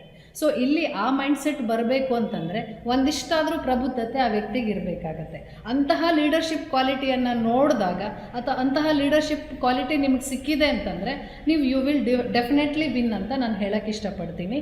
ಇಲ್ಲಿ ಮತ್ತೊಂದು ಏನಾಗುತ್ತೆ ಅಂತಂದರೆ, ಪ್ರತಿಯೊಂದು ಸೆಕ್ಟರಲ್ಲೂ ಸೊ ಈ ಪ್ರಾರಂಭದ ದಿನಗಳಲ್ಲಿ ನಾವು ಕೂಡ ಡೈರೆಕ್ಟ್ ಸೆಲ್ಲಿಂಗಲ್ಲಿ ಕೂಡ ಒಂದು 4ರಿಂದ 5 ವರ್ಷ ಖಂಡಿತವಾಗ್ಲೂ ಫೇಲ್ಯೂರ್, ಸಕ್ಸಸ್ ಫೇಲ್ಯೂರ್ ಏನಾಗುತ್ತೆ, ಟ್ರಯಲ್ ಆ್ಯಂಡ್ ಎರರ್ ಅಂತೀವಲ್ಲ, ಅದು ಆಗ್ತಾ ಇರುತ್ತೆ. ಸಂಬಡೀಸ್ ದುಡ್ಡು ಮಾಡ್ಕೊಳ್ತಾರೆ, ಸಂಬಡೀಸ್ ಕಳ್ಕೊಳ್ತಾರೆ. ಈ ಕಳ್ಕೊಂಡವರೇ ನಮ್ಗೆ ಜಾಸ್ತಿ ಸಿಗ್ತಾರೆ. ಇದು ಎಲ್ಲ ಕ್ಷೇತ್ರದಲ್ಲೂ ಇದೆ. ಸೊ ಇಲ್ಲಿ ಕೆಲಸ ಮಾಡೋನಿಗೆ ಮುಖ್ಯವಾಗಿ ಬೇಕಾಗಿರೋದು ತಾಳ್ಮೆ ಬೇಕೇ ಬೇಕು. ಈ ಒಂದು ಕ್ಷೇತ್ರದ ಬಗ್ಗೆ ಶಿಕ್ಷಣ ಬೇಕು ಅಥವಾ ಅಂದ್ರೆ ಇದ್ರ ಬಗ್ಗೆ ತಿಳುವಳಿಕೆ ಬೇಕು, ಅಂದ್ರೆ ಲರ್ನಿಂಗ್ ಬೇಕು, ಜೊತೆಗೆ ಕನ್ಸಿಸ್ಟೆನ್ಸಿ ಬೇಕು. ಈ ಮೂರನ್ನ ಯಾವ ವ್ಯಕ್ತಿ ಜೋಡಿಸ್ಕೊಳ್ತಾನೆ ತನ್ನ ಈ ಒಂದು ಉದ್ಯೋಗದ ಜೊತೆಗೆ ಅಥವಾ ಈ ಒಂದು ಡೈರೆಕ್ಟ್ ಸೆಲ್ಲಿಂಗಿನ ಕೆಲಸದ ಜೊತೆಗೆ, ಅವನು ಖಂಡಿತವಾಗ್ಲೂ ವಿನ್ ಆಗ್ತಾನೆ, no doubt. Okay, in short madam ಇಷ್ಟೊತ್ತು ಹೇಳಿರೋ ಈ ಎಂಥ ಡೀಟೇಲ್ಡ್ ಎಕ್ಸ್ಪ್ಲನೇಷನ್ಗೆ ಸಂಬಂಧಪಟ್ಟಂಗೆ ಒಂದು ವಾಕ್ಯದಲ್ಲಿ ಹೇಳಬೇಕು ಅಂತಂದರೆ, ಬೇರೆಯವ್ರನ್ನ ಬೆಳೆಸೋ ಮನಸ್ಥಿತಿ ಮತ್ತು ಆ ಮೈಂಡ್ಸೆಟ್ ನಿಮ್ಮಲ್ಲಿದ್ದರೆ ನೀವು ಖಂಡಿತ ಬೆಳಿತೀರಾ ಅಂತ ಹೇಳಿದ್ರಿ. Yes, 100%. Yes. Okay madam, network marketing ಅನ್ನೋದು ತುಂಬ ದೊಡ್ಡ ಸಮುದ್ರ ಇದ್ದಂಗೆ. ಆಮೇಲೆ ಆಲ್ರೆಡಿ ಸಾಕಷ್ಟು ಜನ ಇದರಲ್ಲಿ ಧುಮುಕ್ಬಿಟ್ಟಿರ್ತಾರೆ. ಎಸ್. ಇದರಲ್ಲಿ ಯಾರಾದರೂ ಬಂದು ಫಾಸ್ಟಾಗಿ ಬೆಳಿಬೇಕು ಅಂದರೆ ಏನು ಮಾಡಬೇಕು? ಯಾಕಂದರೆ ಸಾಕಷ್ಟು ಜನರಿಗೆ ದುಡ್ಡು ಮಾಡಬೇಕು ಅನ್ನೋ ಅರ್ಜೆನ್ಸಿ ಇರುತ್ತೆ. ಎರಡನೇದು ಮನೆಯ ಜವಾಬ್ದಾರಿಗಳಿರುತ್ತೆ. ಸೊ ಹಾಗಾಗಿ ಸಾಕಷ್ಟು ಜನ ಹತ್ರ ಇವತ್ತಿನ ಡೇಟಲ್ಲಿ ಸಾಕಷ್ಟು ಜನ ಹತ್ರ ಟೈಮ್ ಇಲ್ಲ. ಎಸ್. ಸೊ ಫಾಸ್ಟಾಗಿ ಇದರಲ್ಲಿ ಬೆಳಿಬೇಕು ಅಂದರೆ ಏನು ಮಾಡಬೇಕು? Yes, very beautiful question. ಯಾಕಂದರೆ ಎಲ್ಲರೂ ಇದನ್ನೇ ಮಾಡ್ತಾ ಇರೋದು. ಏನು ಮಾಡಬೇಕು ಅಂತಂದರೆ, ಮೊದಲನೇದಾಗಿ ನಂಬಿಕೆ ಇಟ್ಕೋಬೇಕು, ಒಂದು ಬಿಗ್ ಕಮ್ಯುನಿಟಿಯನ್ನು ಬಿಲ್ಡ್ ಮಾಡಬೇಕು, ಸಿಸ್ಟಮನ್ನು ಫಾಲೋ ಮಾಡಬೇಕು. ಪ್ರತಿಯೊಂದಕ್ಕೂ ಅದರದೇ ಆದಂತಹ ಒಂದು ಸಿಸ್ಟಮ್ ಅಂತ ಇರುತ್ತೆ, ಇದಕ್ಕೂ ಇದರದೇ ಆದಂತಹ ಒಂದು ಸಿಸ್ಟಮ್ ಇರುತ್ತೆ. ಎಲ್ಲ ಪ್ರೊಫೆಷನ್ಗೂ ಅಕಾಡೆಮಿಕ್ ಎಜುಕೇಷನ್ ಅಂತ ಇರುತ್ತೆ, ಇದಕ್ಕೆ ಅದಿರಲ್ಲ. ನಾವೇನೇ ಒಂದು ಎಜುಕೇಷನನ್ನು ಪ್ರೊವೈಡ್ ಮಾಡ್ತೀವಿ. ಆ ಎಜುಕೇಷನ್ ಅಥವಾ ಆ ಒಂದು ಸಿಸ್ಟಮನ್ನು ನೀವು ಎಲ್ಲಿ ಫಾಲೋ ಮಾಡ್ತೀರಿ ಆಗ ಸ್ಪೀಡಾಗಿ ಬೆಳೀತಾ ಹೋಗ್ತೀರಿ. ಖಂಡಿತ ಇಷ್ಟು ಸಾಕಾಗುತ್ತೆ. ಸ್ಪೀಡಾಗಿ ಬೆಳೆಯೋಕ್ಕೆ, ಬೇಗ ದುಡ್ಡು ಮಾಡೋಕ್ಕೆ ಸಾಕಾಗುತ್ತೆ. ಅಂದರೆ ಕಲಿಸಿರೋದನ್ನ ಚೆನ್ನಾಗಿ ಕಲಿಬೇಕು, ಅದನ್ನು ಇಂಪ್ಲಿಮೆಂಟ್ ಮಾಡಬೇಕು, ಅವಾಗ ಆಟೋಮೆಟಿಕಲಿ ಬೆಳಿತೀವಿ ಅಂತ ಹೇಳ್ತಾ ಇದ್ದಾರೆ. ಈಗ ನನ್ನ ಮುಂದಿನ ಪ್ರಶ್ನೆ, ಮೋಸ್ಟ್ ಇಂಪಾರ್ಟೆಂಟ್ ಪ್ರಶ್ನೆ. ಓಕೆ, ಕೇಳಿ.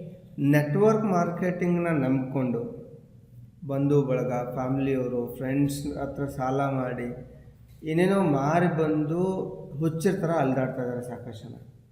ಅಂಥವ್ರಿಗೆ ಏನು ಕಿವಿ ಮಾತು ಹೇಳೋದಕ್ಕೆ ಇಷ್ಟಪಡ್ತಾರೆ? ಯಾಕಂದರೆ ಅಪಾರ್ಚುನಿಟಿ ಅಂತೂ ಅಬಂಡೆಂಟಲ್ಲಿದೆ ಅಂತ ಹೇಳ್ತಾ ಇದ್ದೀರಾ. ನೀವು ಎಲ್ಲ ಬಿಟ್ಟು ಇದನ್ನು ಮಾಡೋದಕ್ಕೆ ನಿಂತಿದ್ದೀರಾ, ಆಮೇಲೆ ಎಂಪವರ್ಮೆಂಟ್ ಕೊಡಿಸ್ಬೇಕು ಅಂತ ನಿಂತಿದ್ದೀರಾ ಅಂದರೆ ಯಾರ ಹತ್ರ ಇದೆ ಅವ್ರ ಹತ್ರನೇ ಹೋಗೋದಕ್ಕಿಂತ ಯಾರು ಇದನ್ನು ನಂಬಿಕೊಂಡು ಇವಾಗ ಬಳಲ್ತಿದ್ದಾರೆ ಅವರು ಎಮರ್ಜ್ ಆಗಬೇಕು ಅಂದರೆ ಅವ್ರಿಗೇನು ಹೇಳೋದಕ್ಕೆ ಇಷ್ಟಪಡ್ತೀರಾ? ಎಸ್, ಖಂಡಿತವಾಗ್ಲೂ ತುಂಬ ಜನ ಇದ್ದೀರಿ. ನಂಗೆ ಗೊತ್ತಿಲ್ಲ ಇದರಲ್ಲಿ ಎಷ್ಟು ಜನ ವೀಕ್ಷಕರಿದ್ದೀರಿ. ಈ ವೀಕ್ಷಕರ ಒಂದು ಸಮೂಹದಲ್ಲಿ ಅದೆಷ್ಟೋ ಜನ ಈ ಒಂದು ಫೀಲ್ಡನ್ನು ಆಯ್ಕೆ ಮಾಡಿಕೊಂಡು ಫೇಲ್ಯೂರ್ ಆಗಿ ಆ ಫೇಲ್ಯೂರ್ ಕತೆಗಳನ್ನು ದಂತಕಥೆಗಳಾಗಿ ಉಳಿಸ್ಕೊಂಡಿದ್ದೀರಿ. ನಂಗೆ ಗೊತ್ತಿಲ್ಲ. ಈ ದಂತಕಥೆಯನ್ನು ಇತಿಹಾಸ ಮಾಡಿ ಮರು ಸೃಷ್ಟಿಯನ್ನು ಮಾಡ್ಕೊಡೋಕ್ಕೆ ನಿಮ್ಗೊಂದು ಬ್ಯೂಟಿಫುಲ್ ಆದಂತಹ ಟಿಪ್ಸನ್ನು ಕೊಡೋಕ್ಕೆ ಇಷ್ಟಪಡ್ತೀನಿ. ಅದು ಏನಪ್ಪ ಅಂತಂದರೆ, ನಿಮ್ಮ ಆಯ್ಕೆ ಹೇಗಿರಬೇಕು ಅನ್ನೋದ್ರ ಮೇಲೆ ನಿಮ್ಮ ಸಕ್ಸಸ್ ಹಾಗೂ ಫೇಲ್ಯೂರ್ ಡಿಸೈಡ್ ಆಗುತ್ತೆ. ನಾನು ಆಗಲೇ ಹೇಳಿದೆ ಏನಪ್ಪ ವಿಚಾರ ಅದು ಅಂತಂದರೆ, ಆಯ್ಕೆ ಮಾಡ್ಕೊಳ್ಳೋವಾಗ ಜಾಗರೂಕರಾಗಿರಬೇಕು ಅಂತ. ಇನ್ನು ನಿಮ್ಮ ಬದುಕನ್ನು ಕಟ್ಟಿಕೊಳ್ಳುವಂಥ ಅವಕಾಶ ಅಲ್ವಾ? ಈ ಬದುಕನ್ನು ಕಟ್ಟಿಕೊಳ್ಳುವಂತಹ ಅವಕಾಶವನ್ನು ಆಯ್ಕೆ ಮಾಡ್ಕೊಳ್ಳೋವಾಗ ಹೆಂಗಿರಬೇಕು ನಿಮ್ಮ ಆಯ್ಕೆ ಅಂತಂದರೆ, ನಿಮ್ಮನ್ನು ಬೆಳೆಸತ್ತಾ, ನಿಮ್ಮನ್ನು ಅವಮಾನ ಮಾಡಿಸುತ್ತಾ, ನಿಮ್ಮನ್ನು ತುಳಿಯತ್ತಾ, ನಿಮ್ಮನ್ನು ತೊಳೆಯತ್ತಾ, ನಿಮ್ಮನ್ನು ಉಳಿಸುತ್ತಾ, ನಿಮ್ಮನ್ನು ಬೆಳೆಸುತ್ತಾ, ಇವೆಲ್ಲವನ್ನು ನೋಡಬೇಕು. ಜೊತೆಯಲ್ಲಿ ಎಷ್ಟು ವರ್ಷ ಬಾಳತ್ತೆ ಕಂಪನಿ, ಪ್ರಾಡಕ್ಟ್ ಆಗಲೇ ಹೇಳಿದೆ, ಪ್ರಾಡಕ್ಟು ಜನರಿಗೆ ಎಷ್ಟು ಮುಟ್ಟುತ್ತೆ, ಜನ ಮತ್ತೆ ಕೇಳ್ತಾರ. ಆ್ಯಂಡ್ ಇನ್ನೊಂದೇನಪ್ಪ ಅಂತಂದರೆ, ನಿಮ್ಮನ್ನು ಈ ಫೀಲ್ಡ್ಗೆ ಇಂಟ್ರಡ್ಯೂಸ್ ಮಾಡಿಸಿದೋದು ಯಾರು ಇಂಟ್ರಡ್ಯೂಸ್ ಮಾಡಿಸಿರ್ತಾರೆ, ಅವರು ಹೇಗೆ, ಅವರ ನೇಚರ್ ಹೇಗೆ, ಅವರ ಬ್ಯಾಕ್ಗ್ರೌಂಡ್ ಒಂಚೂರು ಚೆಕ್ ಮಾಡ್ಕೊಳ್ಳಿ. ಆ್ಯಂಡ್ ಇನ್ನೊಂದೇನು ಅಂತಂದರೆ, ಇನ್ಕಮ್ ಪ್ಲ್ಯಾನ್ ಹೇಗಿದೆ, ಜನಾನುರಾಗಿಯಾಗಿದೆಯಾ, ಜನಕ್ಕೆ ಇಷ್ಟ ಆಗತ್ತಾ, ತುಂಬ ಚೆನ್ನಾಗಿ ಇನ್ಕಮನ್ನು ಕೊಡೋ ಅಂಥದ್ದ, ಪ್ರಾಡಕ್ಟನ್ನು ಕೊಟ್ಟು ಲೀಗಲ್ ಆಗಿ ಸೆಂಟ್ರಲ್ ಗೌರ್ಮೆಂಟ್ ಅಡಿಯಲ್ಲಿ ಲೀಗಲ್ ಆಗಿ ಗೆಜೆಟ್ ಅಡಿಯಲ್ಲಿ ರಿಜಿಸ್ಟರ್ಡ್ ಆಗಿರುವಂತಹ ಕಂಪನಿಗಳಂತ ಚೆಕ್ ಮಾಡ್ಕೊಳ್ಳಿ. ಚೆಕ್ ಮಾಡಿಕೊಂಡು ಇನ್ಕಮ್ ಪ್ಲ್ಯಾನ್ ಚೆನ್ನಾಗಿದೆಯಾ ಅಂತ ನೋಡ್ಕೊಳ್ಳಿ. ನಿಮ್ಮ ಟೈಮ್ ಚೆನ್ನಾಗಿದೆಯಾ, ಇನ್ನು ಟೈಮ್ ಅಂದರೆ ನಿಮಗೆ ಸಿಕ್ಕಿರುವಂಥ ಅಪ್ಲೈನ್, ನಿಮ್ಮ ಕಂಪನಿ, ನೀವು ಆಯ್ಕೆ ಮಾಡ್ಕೊಂಡಂತಹ ಪ್ರಾಡಕ್ಟ್, ಇವು ಮೂರು ಚೆನ್ನಾಗಿದೆ ಅಂತಂದರೆ ಖಂಡಿತವಾಗ್ಲೂ ಗೋ ಅಹೆಡ್ ಅಂತ ಹೇಳೋಕ್ಕೆ ಇಷ್ಟಪಡ್ತೀನಿ. ನೀವು ಗೆಲ್ತೀರಿ. ಓಕೆ, ಎಸ್, ಈ ಥರ ಆಯ್ಕೆ ಇರಬೇಕು ಅನ್ನೋದನ್ನು ಹೇಳ್ತೀನಿ. Thank you so much ma'am. ಇವಾಗ ಆಯ್ಕೆ ಬಗ್ಗೆ ಒಂದು ಸ್ಪಷ್ಟವಾದಂಥ ಚಿತ್ರಣ ನಮ್ಮ ಮುಂದೆ ಬಂತು. ಇವಾಗ ನನ್ನ ಮುಂದಿನ ಮತ್ತು ಮೋಸ್ಟ್ ಪ್ರಾಬಬ್ಲಿ ಎಲ್ಲ ಹೊರಗಡೆ ಇರುವಂಥ ಪ್ರೇಕ್ಷಕ ಜನರಿಗೆ ಇರುವಂಥ ಒಂದು ಕಾಮನ್ ಥಾಟ್ ಏನಂದರೆ, ಯಾವುದೇ ಒಂದು ವಸ್ತುನ ನಾವು ಪರ್ಚೇಸ್ ಮಾಡಬೇಕಂದ್ರೆ ಇವಾಗ ಅದಕ್ಕೆ ಇಂತಿಷ್ಟು ಅಂತ ಬೆಲೆ ಇರುತ್ತೆ. ಇವಾಗ ನೀವು ಹೇಳೋ ಪ್ರಕಾರ ಎಂಥ ವಸ್ತು ಆಯ್ಕೆ ಮಾಡ್ಕೋಬೇಕು, ಪದೇ ಪದೇ ಅದು ಬಳಕೆಯಲ್ಲಿ ಇರಬೇಕು, ಜನ ಅದನ್ನು ಬೇಡಬೇಕು, ಆವಾಗ ನಿಮಗೂ ಸಕ್ಸಸ್ ಸಿಗುತ್ತೆ ಅಂತ ಹೇಳಿದ್ರಿ. ಹೀಗೆ ಮಾಡಬೇಕು ಅಂತಂದರೆ, ಎಕ್ಸಾಂಪಲ್ಗೆ ನಾನು ಇವಾಗ ಒಂದು ಟೂತ್ಪೇಸ್ಟ್ ತೊಗೋತೀನಿ ಅಂದ್ಕೊಳ್ಳಿ. ಈ ಟೂತ್ಪೇಸ್ಟ್ನ ನಾನು 100 ಗ್ರಾಮ್ ಟೂತ್ಪೇಸ್ಟ್ ಇವತ್ತು ತೊಗೊಳೋದಕ್ಕೆ ಹೋದರೆ ಅಪ್ರಾಕ್ಸಿಮೇಟ್ಲಿ ಅರೌಂಡ್ 100 ರುಪೀಸ್ 120 ರುಪೀಸ್ ಇರುತ್ತೆ. ಆಮೇಲೆ ನಾನು ಅದನ್ನು ಪರ್ಚೇಸ್ ಮಾಡಿದಾಗ 250 ರುಪೀಸ್ ಇತ್ತು. ಒಂದು ಕಾನ್ಸೆಪ್ಟ್ ನನಗೇನು ಅನ್ನಿಸ್ತು ಅಂದರೆ, ಮೊದಲು ಇಷ್ಟು ದುಬಾರಿ ಪ್ರಾಡಕ್ಟ್ನ 100 ರೂಪಾಯಿ 120 ರೂಪಾಯಲ್ಲಿ ಸಿಗೋ ಪ್ರಾಡಕ್ಟ್ನ ನೀನು 200 ರೂಪಾಯಿ 220 ರೂಪಾಯಿ ಕೊಟ್ಟು ತೊಗೊಂಡು ಆ ಟೊಪ್ಪಿನ ನೀನು ಹಾಕ್ಕೊಂಡು ಅದನ್ನು ಬೇರೆಯವ್ರಿಗೂ ಹಾಕು, ಆಮೇಲೆ ಅದರಿಂದ ನಾನು ಸ್ವಲ್ಪ ದುಡ್ಡನ್ನ ನಿನಗೆ ಕೊಡ್ತೀನಿ ಅನ್ನೋ ಒಂದು ಮೈಂಡ್ಸೆಟ್ ನನ್ನಲ್ಲಿ ಸೃಷ್ಟಿ ಆಯಿತು. Yes, you are wrong. Actually ಯಾಕೆ ಅಂತಂದರೆ ಹೇಳ್ತೀನಿ, ನೀವು MV ಅಂತ ಕಂಪನಿಯ ಹೆಸರನ್ನು ಹೇಳಿದ್ರಿ. ಆ್ಯಕ್ಚುಲಿ ತುಂಬ ಚೆನ್ನಾಗಿ ಸಕ್ಸಸ್ಫುಲ್ ಆಗಿ ಇವತ್ತಿಗೂ ರನ್ ಆಗ್ತಾ ಇರುವಂತಹ ಕಂಪನಿ, ಓನ್ ಮ್ಯಾನುಫ್ಯಾಕ್ಚರಿಂಗ್ ಯೂನಿಟ್ ಇರುವಂತಹ ಕಂಪನಿ MV. ಪ್ರತಿ ಒಂದು ಪ್ರಾಡಕ್ಟ್ಗೂ ವೆಲ್ ಗುಡ್ ಸರ್ಟಿಫೈಡ್ ಪ್ರಾಡಕ್ಟ್ ತುಂಬಾ ಚೆನ್ನಾಗಿದೆ. ಏನ್ ಗೊತ್ತಾ, ಈ ಸಮಾಜದಲ್ಲಿ ಎಲ್ಲ ತರಹದ ಜನರು ಬದುಕ್ತಿದ್ದಾರೆ. ರೋಲ್ಸ್ ರಾಯ್ ಕಾರ್ ತಗೊಂಡು ಓಡಾಡೋರು ಇದ್ದಾರೆ, ನ್ಯಾನೋ ಕಾರ್ ತಗೊಂಡು ಓಡಾಡೋರು ಇದ್ದಾರೆ. ಮಾರ್ಕೆಟ್ ಅಲ್ಲಿ 2 ಸೇಲ್ ಆಗುತ್ತೆ. ನಿಮ್ಗೆ 2 ಜನ ಪರಿಚಯ ಇದ್ದಾರೆ. ನೀವು ರೋಲ್ಸ್ ರಾಯ್ ಕಾರ್ ತಗೊಂಡವನಿಗೆ MV ಪೇಸ್ಟ್ ಅನ್ನ ಸೇಲ್ ಮಾಡಿ. ಸಿಂಪಲ್. ಡೈರೆಕ್ಟ್ ಸೆಲ್ಲಿಂಗ್ ಇಂಡಸ್ಟ್ರಿನಲ್ಲಿ ಪ್ರಾಡಕ್ಟ್ದು ರೇಟ್ ಜಾಸ್ತಿ ಇರುತ್ತೆ, ಪ್ರೈಸ್ ಹೈಕ್ ಇರುತ್ತೆ.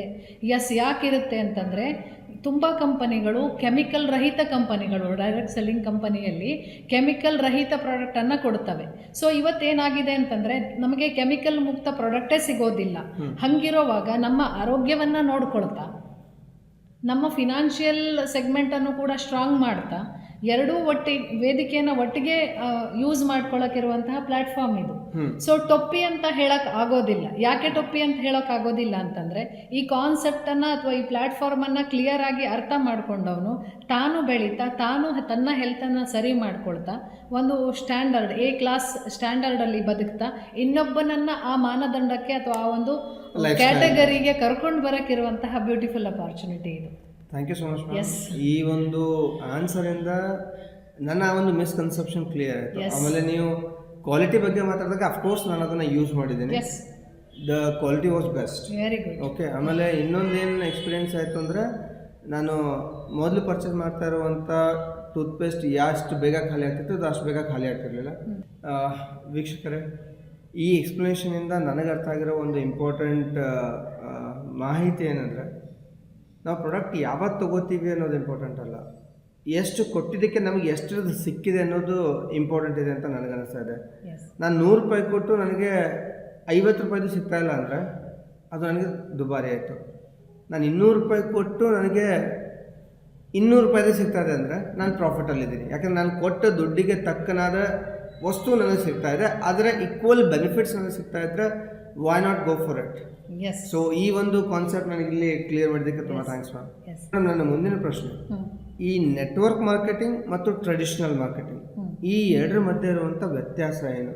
ಯಾಕಂದರೆ ಸಾಕಷ್ಟು ಜನರಿಗೆ ಇದ್ರ ಮಾಹಿತಿ ಗೊತ್ತಿಲ್ಲ, ಇದ್ರ ಬಗ್ಗೆ ಗೊತ್ತಿಲ್ಲ.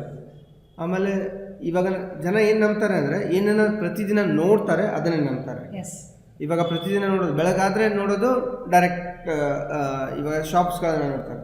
ಟ್ರೆಡಿಷನಲ್ ಮಾರ್ಕೆಟಲ್ಲಿ ಏನು ಬರ್ತಾ ಇದೆ ಅದೇ ನೋಡ್ತಾರೆ.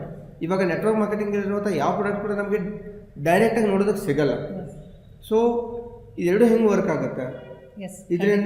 ಇದರಲ್ಲಿ ಬರುವಂಥವ್ರಿಗೆ ಹೇಗೆ ಬೆನಿಫಿಟ್ ಆಗುತ್ತೆ? ಖಂಡಿತ ಹೇಳ್ತೀನಿ. ಡೈರೆಕ್ಟ್ ಸೆಲ್ಲಿಂಗ್ ಇಂಡಸ್ಟ್ರಿ ಅಂತಂದರೆ ನೇರ ಮಾರುಕಟ್ಟೆ ಅಂತ ಹೇಳ್ತೀವಿ, ಅಥವಾ ನೆಟ್ವರ್ಕ್ ಮಾರ್ಕೆಟಿಂಗ್ ಅಂದರೆ ಕೂಡ ನೇರ ಮಾರುಕಟ್ಟೆ ಅಂತ ಹೇಳ್ತೀವಿ. ಟ್ರೆಡಿಷ್ನಲ್ ಮಾರ್ಕೆಟ್ ಅಂತಂದರೆ ಏನಾಗುತ್ತೆ ಅಂತಂದರೆ, ಉತ್ಪಾದನೆ ಅಥವಾ ಪ್ರೊಡಕ್ಷನ್ ಯೂನಿಟ್ಟಿಂದ ತುಂಬ ಜನರಿಗೆ ಕಮಿಷನನ್ನು ಕೊಟ್ಟು ಅಡ್ವರ್ಟೈಸ್ಮೆಂಟಿಗೆ ಕೊಟ್ಟು, TV ಜಾಹೀರಾತು ಇರ್ಬೋದು, ಯಾವುದೇ ಸೋಷಿಯಲ್ ಮೀಡಿಯಾದಲ್ಲಿ ಬರುವಂತಹ ಜಾಹೀರಾತಿಗೆ ಏನೇ ಇರಲಿ ಜಾಹೀರಾತು ಅಂತ ಅಂದ್ಕೊಳ್ಳಿ, ಅಥವಾ ಸೋಷಿಯಲ್ ಮೀಡಿಯಾ ನೀವು ಯಾವುದು ಓಪನ್ ಮಾಡಿದ್ರು, for example fair and lovely ಅಂದ್ಕೊಳ್ಳಿ, ಅಥವಾ ಲಕ್ಸ್ ಸೋಪು ಅಂದ್ಕೊಳ್ಳಿ, ಅಥವಾ ಯಾವುದೋ ಬಾಟಾ ಅಂದ್ಕೊಳ್ಳಿ, ನೀವು ಓಪನ್ ಮಾಡಿದ್ರೆ 1000 ಓಪನ್ ಆಗ್ತಾ ಇರ್ತಾರೆ. ಇವೆಲ್ಲ ಟ್ರೆಡಿಷನಲ್ ಮಾರ್ಕೆಟಲ್ಲಿ ಬರುವಂತಹ ಪ್ರಾಡಕ್ಟ್ಗಳು. ಇದಕ್ಕೆಲ್ಲ ಅವ್ರವ್ರದ್ದೇ ಆದಂತಹ ಬ್ರ್ಯಾಂಡ್ ಅಂಬಾಸಿಡರ್ಗಳು ಬಂದು ಅಡ್ವರ್ಟೈಸನ್ನು ಮಾಡ್ತಾರೆ. ಅದೊಂದು 20 ಸೆಕೆಂಡು, 15 ಸೆಕೆಂಡು, 8 ಸೆಕೆಂಡು, 30 ಸೆಕೆಂಡ್ವರೆಗೂ ರನ್ ಆಗ್ತಾ ಇರುತ್ತೆ. ಆ ಒಂದು ಟ್ರೆಡಿಷನಲ್ ಮಾರ್ಕೆಟಲ್ಲಿ ಏನಾಗುತ್ತೆ ಅಂತಂದರೆ, ಮೇಡಮ್ ಇವಾಗ ನಾನು ಜಾಬಲ್ಲಿ ಇರಬೇಕಾದ್ರೆ ಕೋಕೋ ಕೋಲಾ ಕಂಪ್ನಿನ ನಾನು ಹ್ಯಾಂಡಲ್ ಮಾಡ್ತಾ ಇದ್ದೆ. ಸೊ ಒಂದು ಕೋಕೋ ಕೋಲಾ ಬಾಟಲ್ ತಯಾರಾಗೋದಕ್ಕೆ ₹1.20 ಬೇಕು. ನಾವು ಅದಕ್ಕೆ ಅದನ್ನ ಕೊಂಡ್ಕೊಳ್ಳೋದಕ್ಕೆ ₹20 ಕೊಡಬೇಕು. ಸರಿ, ಅದನ್ನೇ ಹೇಳ್ಬಿಡ್ತೀನಿ. ಸೊ ಓಕೆ, ಕೋಕೋ ಕೋಲಾನೇ ಹೇಳ್ತೀನಿ. ನೀವು ₹1.20 ರೆಡಿ ಆಗತ್ತೆ ಅಂತ ಹೇಳಿದ್ರಿ. ಅದು ನನಗೆ ಅಲ್ಲಿ ಕೆಲಸ ಮಾಡ್ತಿರ್ಬೇಕಾದ್ರೆ ಗೊತ್ತಾಗಿತ್ತು.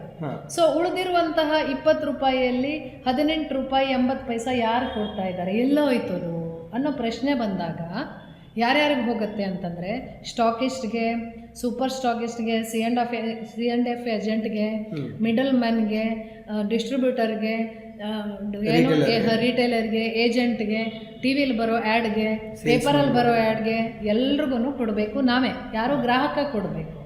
ಓಕೆ, ಇವೆಲ್ಲದಕ್ಕೂ ನಾವೇ ಕಮಿಷನನ್ನು ಕೊಟ್ಟು ₹18.80 ಡಿಸ್ಟ್ರಿಬ್ಯೂಟ್ ಆಗುತ್ತೆ ಇವರೆಲ್ರಿಗೂ. ಸೊ ಇಲ್ಲೇನು ಮಾಡ್ತಾರೆ ಡೈರೆಕ್ಟ್ ಸೆಲ್ಲಿಂಗ್ ಇಂಡಸ್ಟ್ರಿನಲ್ಲಿ ಅಂತಂದರೆ ಅದ ಕೋಲಾ ಬಾಟ್ಲಿ ಅಂದ್ಕೊಂಡ್ರೆ ಅದು ₹1.20 ಮ್ಯಾನುಫ್ಯಾಕ್ಚರಿಂಗ್ ಕಾಸ್ಟ್ ಅಂತಂದರೆ ಉಳಿದಿರೋ ಈ ₹18.20 80 ಯಾರಿಗೆ ಕೊಡ್ತೀವಿ ಅಂತಂದರೆ ನಮ್ಮ ಕಂಪನಿಯ ಡಿಸ್ಟ್ರಿಬ್ಯೂಟರ್ಗೆ ಡೈರೆಕ್ಟಾಗಿ ಕಮಿಷನ್ ರೂಪದಲ್ಲಿ ಹಂಚಿಬಿಡ್ತೀವಿ. ಅಂದರೆ ಯಾರು ನೆಟ್ವರ್ಕ್ ಮಾರ್ಕೆಟಿಂಗಲ್ಲಿ ಆ ಕಂಪ್ನಿನ ರೀಪ್ರೆಸೆಂಟ್ ಮಾಡ್ತಿರ್ತಾರೆ ಡೈರೆಕ್ಟಾಗಿ ಅವ್ರ ಪಾಕೆಟ್ಗೆ ದುಡ್ಡು ಹೋಗುತ್ತೆ. ಎಸ್, ಮಿಡ್ಲ್ ಮನ್ಸ್ಗೆ ಇಲ್ಲ, ಟಿ ವಿಯಲ್ಲಿ ಜಾಹೀರಾತು ಇಲ್ಲ. ಸೊ ಅದೆಲ್ಲವೂ ಡೈರೆಕ್ಟಾಗಿ ನಮಗೇನೆ ಕೊಡುತ್ತೆ ಕಂಪನಿ. ಇದು ಕ್ಲಿಯರ್, ಓಕೆನಾ? ಇದಕ್ಕೇನೆ ನೇರ ಮಾರುಕಟ್ಟೆಗೆ ಜನ ಬರೋಕ್ಕೆ ಆಸಕ್ತಿ ತೋರಿಸೋದು ಯಾಕೆ ಅಂತಂದರೆ ಡೈರೆಕ್ಟಾಗಿ ನಮಗೆ ಕಮಿಷನ್ ಸಿಗುತ್ತೆ ಅಂತ. ಇಲ್ಲಿ ಏನಪ್ಪ ಅಂತಂದರೆ ಇದು ಬ್ರ್ಯಾಂಡನ್ನು ನಾವು ಮಾಡಬೇಕು, ಯಾವುದೇ ಮೀಡಿಯಾಗಳು ಮಾಡಲ್ಲ. ಓಕೆ. ಅದೇ ಕಾರಣದಿಂದ ಯಾವುದೇ ನೆಟ್ವರ್ಕ್ ಮಾರ್ಕೆಟಿಂಗ್ನ ಅಡ್ವರ್ಟೈಸ್ಮೆಂಟ್ಸ್ಗಳನ್ನ ಇನ್ನೂವರೆಗೂ ನಾನು ಕೂಡ ನೋಡಿಲ್ಲ. Yes. Okay, great, thank you so much ma'am. ಈಗ ನೆಟ್ವರ್ಕ್ ಮಾರ್ಕೆಟಿಂಗ್ನ ಫುಲ್ ಟೈಮ್ ತೊಗೊಳ್ಳಿ, ಪಾರ್ಟ್ ಟೈಮ್ ತೊಗೊಳ್ಳಿ, ಅಥವಾ ವರ್ಕಿಂಗ್ ಪ್ರೊಫೆಷನಲ್ಸ್ ಇರ್ಬೋದು, ಹೌಸ್ ವೈಫ್ ಇರ್ಬೋದು, ಸ್ಟೂಡೆಂಟ್ಸ್ ಇರ್ಬೋದು, ಈವನ್ ಬಿಸ್ನೆಸ್ ಓನರ್ಸ್, ಬಿಸ್ನೆಸ್ಗಳು ತುಂಬ ಸ್ಲೋ ಆಗಿ ನಡೀತಾ ಇದೆ ಅಂತ ಹೇಳ್ಬಿಟ್ಟು ಇದನ್ನು as a second source of income create ಮಾಡ್ಕೋಬೇಕು ಅಂತ ಅಂದ್ಕೊಂಡ್ರೆ ಅವ್ರಿಗೊಂದು ಕಿವಿ ಮಾತು ಅಂತ ಅಂದರೆ ನೀವೇನು ಹೇಳೋದಕ್ಕೆ ಇಷ್ಟಪಡ್ತೀರಾ? ಖಂಡಿತವಾಗ್ಲೂ ಮುಕ್ತವಾದಂತಹ ಅವಕಾಶ ಇದೆ, ಎಲ್ರಿಗೂ ಅವಕಾಶ ತೆರೆದುಕೊಂಡಿದೆ. ಸಿಸ್ಟಮಲ್ಲಿ ಬನ್ನಿ, ಸಿಸ್ಟಮಲ್ಲಿ ವರ್ಕ್ ಮಾಡಿ, ಇರುವಂತಹ ಶಾರ್ಟ್ ಪೀರಿಯಡ್ ಅಥವಾ ಶಾರ್ಟ್ ಟೈಮನ್ನು ಮಲ್ಟಿಪಲ್ ಮಾಡೋಕ್ಕೆ ಅವಕಾಶ ಇಲ್ಲಿರುತ್ತೆ. ಹೇಗೆ ಅಂತಂದರೆ ಯಾವುದೇ ಒಂದು ಟ್ರೆಡಿಷ್ನಲ್ ಮಾರ್ಕೆಟಲ್ಲಿ ಅಥವಾ ನೀವೇನು ಒಬ್ಬರೇ ಒಂದು ಬಿಸ್ನೆಸ್ಸನ್ನು ಅಥವಾ ಇವಾಗ ಏನಾಗಿದೆ ಅಂತಂದರೆ ಸೋಷಿಯಲ್ ಮೀಡಿಯಾ ಯೂಸ್ ಮಾಡಿಕೊಂಡು ಅಥವಾ ಹೇಗೋ ಒಂದು ಶಾಪಿಯನ್ನು ಓಪನ್ ಮಾಡ್ತೀರಿ ಅಂತಂದ್ರೂ ಎಲ್ಲಿವರೆಗೂ ನೀವು ವರ್ಕ್ ಮಾಡ್ತೀರಿ, ಎಲ್ಲಿವರೆಗೆ ವರ್ಕ್ ಮಾಡೋಕ್ಕೆ ನಿಮ್ಮ ಇಚ್ಛಾಶಕ್ತಿ ಹಾಗೂ ದೇಹಶಕ್ತಿ ಎರಡೂ ಸ್ಪಂದನೆ ಮಾಡುತ್ತೋ ಅಲ್ಲಿವರೆಗೂ ನೀವು ವಿನ್ ಆಗೋಕ್ಕೆ ಅಥವಾ ಗೆಲ್ಲಕ್ಕೆ ಸಾಧ್ಯ ಆಗುತ್ತೆ. ಆ ಇಚ್ಛಾಶಕ್ತಿ ಹಾಗೂ ದೇಹಶಕ್ತಿ ಸ್ಪಂದನೆ ಮಾಡುವಷ್ಟು ಕೆಲಸ ಮಾಡಿದ್ರೆ ನಮ್ಮ ಕನಸೇನಿದೆ, ನಮಗೆ ರಿಚ್ ಆಗಬೇಕು, ಫೇಮಸ್ ಆಗಬೇಕು, ಕಾಸ್ಟ್ಲಿ ಟಾಪ್ ಆ್ಯಂಡ್ ಮಾಡೆಲ್ ಕಾರ್ಗಳನ್ನು ತಗೊಳ್ಬೇಕು, ಇಂಟರ್ನ್ಯಾಷನಲ್ ಟ್ರಿಪ್ ಮಾಡಬೇಕು, 3-4 ಕೋಟಿ ಇರುವಂತಹ ಮನೆ ತಗೊಳ್ಬೇಕು, ಬಿಗ್ ರೆಸಾರ್ಟ್ಗಳನ್ನು ಮಾಡ್ಕೋಬೇಕು, ಇಂಥವೆಲ್ಲ ಕನಸು ಎಲ್ರಿಗೂ ಇದೆ, ನನಗೂ ಇದೆ, ಇವ್ರಿಗೂ ಇದೆ, ಎಲ್ರಿಗೂ ಇದೆ. ಸೊ ಈ ಕನಸುಗಳು ಫುಲ್ಫಿಲ್ ಆಗಬೇಕು ಅಂತಂದರೆ ಇರೋ ಶಾರ್ಟ್ ಟೈಮ್ ಅಂತಂದರೆ ಫಾರ್ ಎಕ್ಸಾಂಪಲ್ ಪ್ರತಿಯೊಬ್ಬರಿಗೆ ಈ ವೀಕ್ಷಕ ಬಂಚ್ಗೆ ನಾನು ಹೇಳೋದೇನು ಅಂತಂದರೆ ನಿಮಗೆ ಪ್ರತಿ ದಿವಸ 2 ಅವರ್ ಕೆಲಸ ಮಾಡೋಕ್ಕೆ ಸಾಧ್ಯ ಆಗುತ್ತೆ ಡೈರೆಕ್ಟ್ ಸೆಲ್ಲಿಂಗ್ ಇಂಡಸ್ಟ್ರಿನಲ್ಲಿ ಅಂತಂದರೆ ನಿಮ್ಮ ಹಾಗೆ 2 ಅವರ್ ಕೆಲಸ ಮಾಡೋಕ್ಕೆ ಇಷ್ಟಪಡೋರ ಒಂದು ಬಂಚನ್ನು ಒಂದು ಕಮ್ಯುನಿಟಿಯನ್ನು ರೆಡಿ ಮಾಡ್ಕೋಬಹುದು. ಆಗ ನಿಮ್ಮ ಕಮ್ಯುನಿಟಿಯಲ್ಲಿ 100 ಜನ ಇದ್ದಾರೆ ಅಂತ 100 ಮೆಂಬರ್ಸ್ ಬಂದರು ಅಂತಂದರೆ 100 ಇಂಟು 2 ಅಂತಂದರೆ 200 ಪರ್ ಡೇ ನಿಮ್ಮ ವರ್ಕಿಂಗ್ ಅವರ್ ಆಯಿತು. ಕ್ಲಿಯರ್ ಆಯಿತು ಅಂತ ಅಂದ್ಕೊಳ್ತೀನಿ. ಈ ವರ್ಕಿಂಗ್ ಅವರ್ ನಿಮ್ಮದು ಮಲ್ಟಿಪಲ್ ಮಾಡ್ಕೊಳ್ಳೋಕ್ಕೆ ಚಾನ್ಸ್ ಇರುತ್ತೆ. ನೀವು ಒಬ್ಬರೇ ನಿಮ್ಮ ಲ್ಯಾಪ್ ಅಥವಾ ನಿಮ್ಮ ಶಾಪನ್ನು ಓಪನ್ ಮಾಡ್ಕೊಳ್ತೀರಿ ಅಂತಂದರೆ ನಿಮಗೆ ಇರುವಂತಹ ಅವಕಾಶ ಮ್ಯಾಕ್ಸಿಮಮ್ 12 ಗಂಟೆ. 12 ಗಂಟೆ ಕೆಲಸ ಮಾಡಿ ನೀವೊಬ್ಬರು ಕೆಲಸ ಮಾಡ್ತೀರೋ ಅಥವಾ ದಿವಸಕ್ಕೆ 2 ಗಂಟೆ ಕೊಟ್ಟು ನೀವೊಂದು ಕಮ್ಯುನಿಟಿಯನ್ನು ಬಿಲ್ಡ್ ಮಾಡಿಕೊಂಡು ನೀವು 100ಕ್ಕೆ 200 ಪಟ್ಟು ಲಾಭ ತಗೊಳ್ತೀರೋ ಅನ್ನೋದು ಇಲ್ಲಿರುವಂತಹ ಕ್ವಶನ್ನು. ಇದು ಆ ಒಂದು ಬ್ಯೂಟಿಫುಲ್ ಅಪಾರ್ಚುನಿಟಿ ಅಂತ ಹೇಳಕ್ಕೆ ಇಷ್ಟಪಡ್ತೀನಿ. ಎಲ್ಲ ಸಕ್ಸಸ್ಫುಲ್ ಬಿಸ್ನೆಸ್ಮೆನ್ಗಳು ಯಾರನ್ನೇ ತಗೊಳ್ಳಿ, ನೀವು ಟಾಟಾ ತೊಗೋಬೋದು, ಬಿರ್ಲಾ ತೊಗೋಬೋದು, ಅಂಬಾನಿ ತೊಗೋಬೋದು, ಯಾರನ್ನೇ ತೊಗೊಂಡ್ರು, ವಾರನ್ ಬಫೆಟನ್ನು ಹಿಡಿದು ಯಾರನ್ನು ತೊಗೊಂಡ್ರು ಇವರೆಲ್ಲ ಇದೇ ಒಂದು ಫಂಡದಲ್ಲಿ ಕೆಲಸ ಮಾಡ್ತಾರೆ. ಅವರ ಮನಿ ಅನ್ನೋದು ಇನ್ನೊಬ್ಬರ ಟೈಮ್, ಇನ್ನೊಬ್ಬರ ಮನಿ ಕೆಲಸ ಮಾಡ್ತಾ ಇರುತ್ತೆ. ನಮಗಿದು ಅರ್ಥ ಆಗಬೇಕು. ಹೇಗೆ ಅಂತಂದರೆ ಇನ್ನೊಬ್ಬರ ಟೈಮ್ ಅಂತಂದರೆ ನೀವು ನಿಮ್ಮ 2 ಗಂಟೆಯನ್ನು ಕೊಟ್ಟರೆ, ನಿಮ್ಮ 100 ಜನ 2 ಗಂಟೆ ಕೊಟ್ಟರೆ ಅದು that is called your time. ನಿಮಗೋಸ್ಕರ ಅವ್ರು ಕೆಲಸ ಮಾಡ್ತಾರೆ. ಅವರ 2 ಗಂಟೆ ಕೆಲಸ ನಿಮ್ಮ ಟೈಮ್ ಆಗಿ ಕನ್ವರ್ಟ್ ಆದಾಗ ಅದು ನಿಮ್ಮ ಫಿನಾನ್ಷಿಯಲ್ ಆಗಿ ಅಥವಾ ನಿಮ್ಮ ಇನ್ಕಮ್ ಆಗಿ ನಿಮ್ಮ ಇಕಾನಮಿಯಾಗಿ ಕನ್ವರ್ಟ್ ಆಗುತ್ತೆ. ಸೊ ಇದು ಬ್ಯೂಟಿಫುಲ್ ಸೆಕ್ಟರ್ ಅಂತ ಹೇಳೋದು ಇದಕ್ಕೇನೆ. ಸೊ ಈ ಒಂದೇ ಇಂಡಸ್ಟ್ರಿನಲ್ಲಿ ಇದು ಅವಕಾಶ ಇದೆ ಅಂತ ಹೇಳಕ್ಕೆ ಇಷ್ಟಪಡ್ತೀನಿ. ನಾನು ನಮ್ಮ ಎಂಟೈರ್ ಫ್ಯಾಮಿಲಿ ತುಂಬ ಕಷ್ಟಪಟ್ಟು ದುಡಿದು ಬೆಳೆದಿದ್ದಾರೆ. ಸೊ ನನಗೂ ಅದನ್ನೇ ಕಲಿಸಿದ್ದಾರೆ. ನನ್ನ ತಂದೆ ನನಗೆ ಯಾವಾಗಲೂ ಕಲಿಸಿರೋದು ಇದೊಂದೇ, ಅದು ತುಂಬ ದೊಡ್ಡ ಆಸ್ತಿ. ಸೊ ಹಾಗಾಗಿ ನಾನು ಯಾವತ್ತೂ ಕಷ್ಟಪಡೋದಕ್ಕಂತೂ ಹಿಂದೆ ಮುಂದೆ ನೋಡೋಲ್ಲ. ಸೊ ಇವತ್ತು ಆ ಕಷ್ಟದ ಇನ್ನೊಂದು ಪರಿಭಾಷೆ ನನಗೆ ಗೊತ್ತಾಯಿತು. ನಾನು ಕಷ್ಟಪಟ್ಟಿದ್ದು ಬರೀ ನಾನು ಕಷ್ಟಪಡೋವರೆಗೂ ಮಾತ್ರ ನನಗೆ ರಿಸಲ್ಟ್ ತಂದು ಕೊಡಬಾರ್ದು, ಅದು ಬೇರೆಯವ್ರನ್ನೂ ಬೆಳೆಸ್ತಾ ಅವ್ರು ಕಷ್ಟಪಟ್ಟರೆ ಅದರ ರಿಸಲ್ಟು ನನಗೆ ಸಿಗಬೇಕು ಅನ್ನೋದು ಇನ್ನೊಂದು ಆ ಥರದ ಒಂದು ಪರಿಭಾಷೆ ನನಗೆ ಇವತ್ತು ಗೊತ್ತಾಯ್ತು. ಎಸ್, ಅದಕ್ಕೆ other people time, other people money ಅಂತ ನಾವೇನು ಹೇಳ್ತೀವಿ. ಇಲ್ಲಿ ಸ್ವಾರ್ಥ ಖಂಡಿತವಾಗ್ಲೂ ಇಲ್ಲ. ಎಲ್ರಿಗೂ ಈ ಒಂದು ಫಂಡ ವರ್ಕ್ ಆಗುತ್ತೆ. ಇಲ್ಲಿ ಏನಪ್ಪ ಅಂತಂದರೆ, ನಾವು ಸುಮ್ಮನೆ ನಮ್ಮ ದೇಹ ದಂಡನೆ ಮಾಡ್ತಾ ನಮಗೆ ಗೊತ್ತಿಲ್ಲದೆ ನಾವು ನಮ್ಮ ದೇಹವನ್ನು ಸವಿಸ್ತಿದ್ದೀವಿ ಹೊರತು ಬ್ರೈನನ್ನು ಯೂಸ್ ಮಾಡ್ತಿಲ್ಲ. That is called smart work ಅಂತ ಹೇಳ್ತೀವಿ. ಎಲ್ಲ ಬಿಸ್ನೆಸ್ ಮೆನ್ಗಳು ಅವರೇ ಹೋಗಿ ಕೆಲಸ ಮಾಡೋದಿಲ್ಲ. ಯಾವ ಸಕ್ಸಸ್ ಬಿಸ್ನೆಸ್ ಟೈಕೂನ್ಸ್ ಇರ್ತಾರೆ, ಅವ್ರು ಯಾರು ಅವ್ರ ಕೆಲಸದಲ್ಲಿ ಏನು ಅವರು ಪ್ರೊಡಕ್ಟಿವಿಟಿ ಕೊಡ್ತಾರೆ ಅದರಲ್ಲಿ ಒಂದು ಚೂರು ಕೆಲಸ ಅವ್ರು ಮಾಡಲ್ಲ, ಬೇರೆಯವ್ರ ಹತ್ರ ಕೆಲಸ ಮಾಡಿಸ್ತಾರೆ. ಸೊ ಇಲ್ಲಿ ನಾವು ಕೆಲಸ ಮಾಡ್ತಾ ಬೇರೆಯವರಿಂದ ಕೆಲಸ ತಗೊಂಡು ಅವರನ್ನು ಗೆಲ್ಲಿಸ್ತಾ ನಾವು ಗೆಲ್ಸಕ್ಕೆ ಅವಕಾಶ ಆಗುತ್ತೆ. So it is as good as ನಾವು ಯಾವುದಾದ್ರು ಒಂದು ಪ್ರಾಡಕ್ಟ್ನ ಫ್ರಾಂಚೈಸಿ ತೊಗೊಂಡ್ರೆ ಅವ್ರಿಗೆ ಫ್ರಾಂಚೈಸಿ ಫೀ ಕೊಡ್ತೀವಿ, ಔಟ್ಲೆಟ್ ಓಪನ್ ಮಾಡ್ತೀವಿ, ಅವ್ರಿಗಾಗಿ ನಾವು ಕೆಲಸ ಮಾಡ್ತೀವಿ, ಆಮೇಲೆ ಆ ಪ್ರಾಡಕ್ಟ್ನ ಸೆಲ್ ಮಾಡ್ತೀವಿ, ಬಂದಿರೋ ಮಾರ್ಜಿನ್ನ ನಾವು ಎಂಜಾಯ್ ಮಾಡ್ತೀವಿ. ಸೊ ಇದಕ್ಕೆಲ್ಲ ನಮ್ಮ ಮೈಂಡ್ಸೆಟ್ ರೆಡಿ ಇದೆ. ಆದರೆ ಡೈರೆಕ್ಟಾಗಿ ನೋಡೋದಕ್ಕೆ ಸಿಗೋದಿಲ್ಲ ಅನ್ನೋ ಒಂದೇ ಒಂದು ಕಾರಣಕ್ಕಾಗಿ ಆ ಸ್ಮಾರ್ಟ್ ಥಿಂಕಿಂಗ್ ನಮ್ಮಲ್ಲಿ ಇನ್ನೂ ಬರ್ತಾ ಇಲ್ಲ, ಇನ್ಕ್ಲೂಡಿಂಗ್ ಮೀ. ಸೊ ಇವತ್ತಿನ ಈ ಒಂದು ಇಂಟರ್ವ್ಯೂವಿಂದ, ಈ ಒಂದು ಸ್ಪಷ್ಟನೆಯಿಂದ ನನಗೆ ಈ ಮೈಂಡ್ಸೆಟ್ ಹೊರಟೋಯ್ತು. ಖಂಡಿತ. ಇನ್ನೊಂದು ಹೇಳ್ತೀನಿ, ಅದಕ್ಕೆ ನಮಗೆ ಕಣ್ಣಿಗೆ ಕಾಣಿಸಲ್ಲ ಅನ್ನೋದನ್ನು ನಾವು ತುಂಬ ನಂಬ್ತೀವಿ. ಯಾವ್ಯಾವುದನ್ನು ಅಂತ ಹೇಳ್ತೀವಿ. ಫಾರ್ ಎಕ್ಸಾಂಪಲ್, ಫ್ಲಿಪ್ಕಾರ್ಟ್ಗೆ ನಾವೇನು ಹೋಗಿ ನೋಡಿದ್ದೀವ, ಅಮೆಝಾನ್ಗೆ ಹೋಗಿ ನೋಡಿದ್ದೀವ, ಜಸ್ಟ್ ಫೋಟೋ ನೋಡ್ತೀವಿ. ಇಲ್ಲೂ ಕೂಡ ಈಗ ಡೈರೆಕ್ಟ್ ಸೆಲ್ಲಿಂಗ್ ಇಂಡಸ್ಟ್ರಿನಲ್ಲಿ ಕೂಡ ಫೋಟೋ ನೋಡ್ಬೋದು, ಇಮ್ಯಾಜಿನ್ ನೋಡ್ಬೋದು, ನಿಮ್ಮ ಅಪ್ಲೈನ್ಸ್ ಥ್ರೂ ಪ್ರಾಡಕ್ಟನ್ನು ಕಣ್ಣಲ್ಲಿ ನೋಡ್ಬೋದು. ಬಟ್ ಇಲ್ಲಿ ಏನಾಗುತ್ತೆ ಅಂತಂದರೆ, ನಾವು ನೋಡಿ ಇವತ್ತೇನಾಗುತ್ತೆ ಅಂತಂದರೆ, ಇವತ್ತು ಮಾರ್ಕೆಟ್ ಹೆಂಗಾಗಿದೆ ಅಂತಂದರೆ ಎಲ್ಲವೂ ಎಲ್ಲವೂ ಎಲ್ಲವೂ ಎಲ್ಲವೂ ಏನಾಗಿದೆ, ತಾಂತ್ರಿಕತೆಯಿಂದ ಕೂಡೋಗಿದೆ. ಅಂತಂದರೆ ಡಿಜಿಟಲ್ ಅಂತ ನಾವೇನು ಕರಿತೀವಿ, ಎಲ್ಲವೂ ಆ ಒಂದು ಆಸ್ಪೆಕ್ಟಲ್ಲಿ ರನ್ ಆಗ್ತಾ ಇದೆ. ಸೊ ಹಾಗಿರುವಾಗ ನಾವಿಲ್ಲಿ ಫ್ಲಿಪ್ಕಾರ್ಟನ್ನು ಹೋಗಿ ನೋಡ್ತೀವಿ, ಯಾವುದೋ ಒಂದು ಪ್ರಾಡಕ್ಟನ್ನು, ಯಾವುದೋ ಒಂದು ಡ್ರೆಸ್ ಅಂತ ಅಂದ್ಕೊಳ್ಳಿ, ಆರ್ಡರ್ ಮಾಡ್ತೀವಿ. ನಮಗೂ ತುಂಬ ಬಾರಿ ಕನ್ಫ್ಯೂಸ್ ಆಗಿ ಬೇರೆದು ಬಂದಿರುತ್ತೆ. ಅದನ್ನು ನಾವೇನು ಫ್ಲಿಪ್ಕಾರ್ಟಲ್ಲಿ ಬೈ ಮಾಡೋದು ಬಿಟ್ಟಿದ್ದೀವ, ಅಮೆಝಾನ್ಗೆ ಹೋಗಿ ಚೆಕ್ ಮಾಡೋದನ್ನು ಬಿಟ್ಟಿದ್ದೀವ? ಇಲ್ಲ ತಾನೇ. ಆಜಿಯೋದಲ್ಲಿ ಬುಕ್ ಮಾಡಿರೋದನ್ನು ಬಿಟ್ಟಿದ್ದೀವ? ಇಲ್ಲ. ನಾವೆಲ್ಲವನ್ನು ಮತ್ತೆ ಮತ್ತೆ ನೋಡ್ತಾ ಇದ್ದೀವಿ. ಸೊ ಇವತ್ತೇನಾಗಿದೆ ಅಂತಂದರೆ, ಯೂತ್ಸ್ ಇರ್ಬೋದು ಅಥವಾ ಜನರ ಮೈಂಡ್ ಸೆಟ್ ಏನಿರ್ಬೋದು, ಕೂತಲ್ಲೇ ಎಲ್ಲವೂ ಆಗಬೇಕು ಅಂತ. ಈ ಕೂತಲ್ಲೇ ಎಲ್ಲವೂ ಆಗಬೇಕು ಅನ್ನುವಂತಹ ಅವಕಾಶಕ್ಕೆ ಇದು ಕೂಡ ತೆರ್ಕೊಂಡಿದೆ. ಪೂರಕವಾಗಿದೆ, ಓಪನ್ ಅಪ್ ಆಗಿದೆ. ಸೊ ಅದನ್ನ ಯೂಸ್ ಮಾಡ್ಕೋಬಹುದು ಅಂತ ಹೇಳಕ್ ಇಷ್ಟಪಡ್ತೀನಿ. ನೀವು ಡಿಜಿಟಲ್ ಅಂತ ಹೇಳಿದ್ರಿ. ಸೊ ಈಗ ನಿಮ್ಮದು ಆಲ್ರೆಡಿ ನೆಟ್ವರ್ಕ್ ಮಾರ್ಕೆಟಿಂಗಲ್ಲೂ ಕೂಡ 15 ವರ್ಷದ ಎಕ್ಸ್ಪೀರಿಯನ್ಸ್ ಇದೆ. ಎಸ್. ಸೊ ಈಗಾಗಲೇ ಸಾವಿರಾರು ಜನಕ್ಕೆ ನೀವು ಹೆಲ್ಪ್ ಮಾಡಿದ್ದೀರಾ. ಅವ್ರ ಫೈನಾನ್ಷಿಯಲ್ ಫ್ರೀಡಮ್ ಕಂಡ್ಕೊಳ್ಳೋದಕ್ಕೆ, ಟೈಮ್ ಫ್ರೀಡಮ್ ಕಂಡ್ಕೊಳ್ಳೋದಕ್ಕೆ, ಸ್ಪೇಸ್ ಫ್ರೀಡಮ್ ಕಂಡ್ಕೊಳ್ಳೋದಕ್ಕೆ, ಆರೋಗ್ಯವಂತರಾಗಿರೋದಕ್ಕೆ ಹೆಲ್ಪ್ ಮಾಡಿದ್ದೀರಾ. ಇಷ್ಟೆಲ್ಲ ಎಕ್ಸ್ಪೀರಿಯೆನ್ಸ್ ಇದ್ದರೂ ಕೂಡ ಡಿಜಿಟಲ್ ಮಾರ್ಕೆಟಿಂಗ್ನ ಕಲಿತು ಇದನ್ನು ಅಳವಡಿಸ್ಕೊಂಡ್ರೆ ಹೆಲ್ಪ್ ಆಗುತ್ತೆ ಅಂತ ನಿಮ್ಗೆ ಯಾಕೆ ಅನ್ನಿಸ್ತು?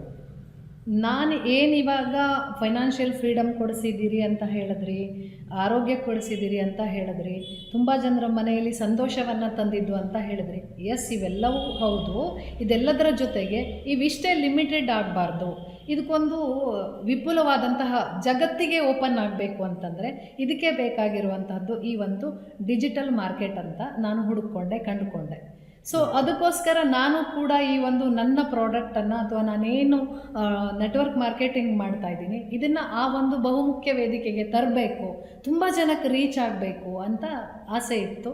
ಅದಕ್ಕೋಸ್ಕರ ನಾನು ಈ ಒಂದು ಅವಕಾಶವನ್ನು ಹುಡುಕೊಂಡು ಬಂದಿದ್ದು ಖಂಡಿತವಾಗ್ಲೂ.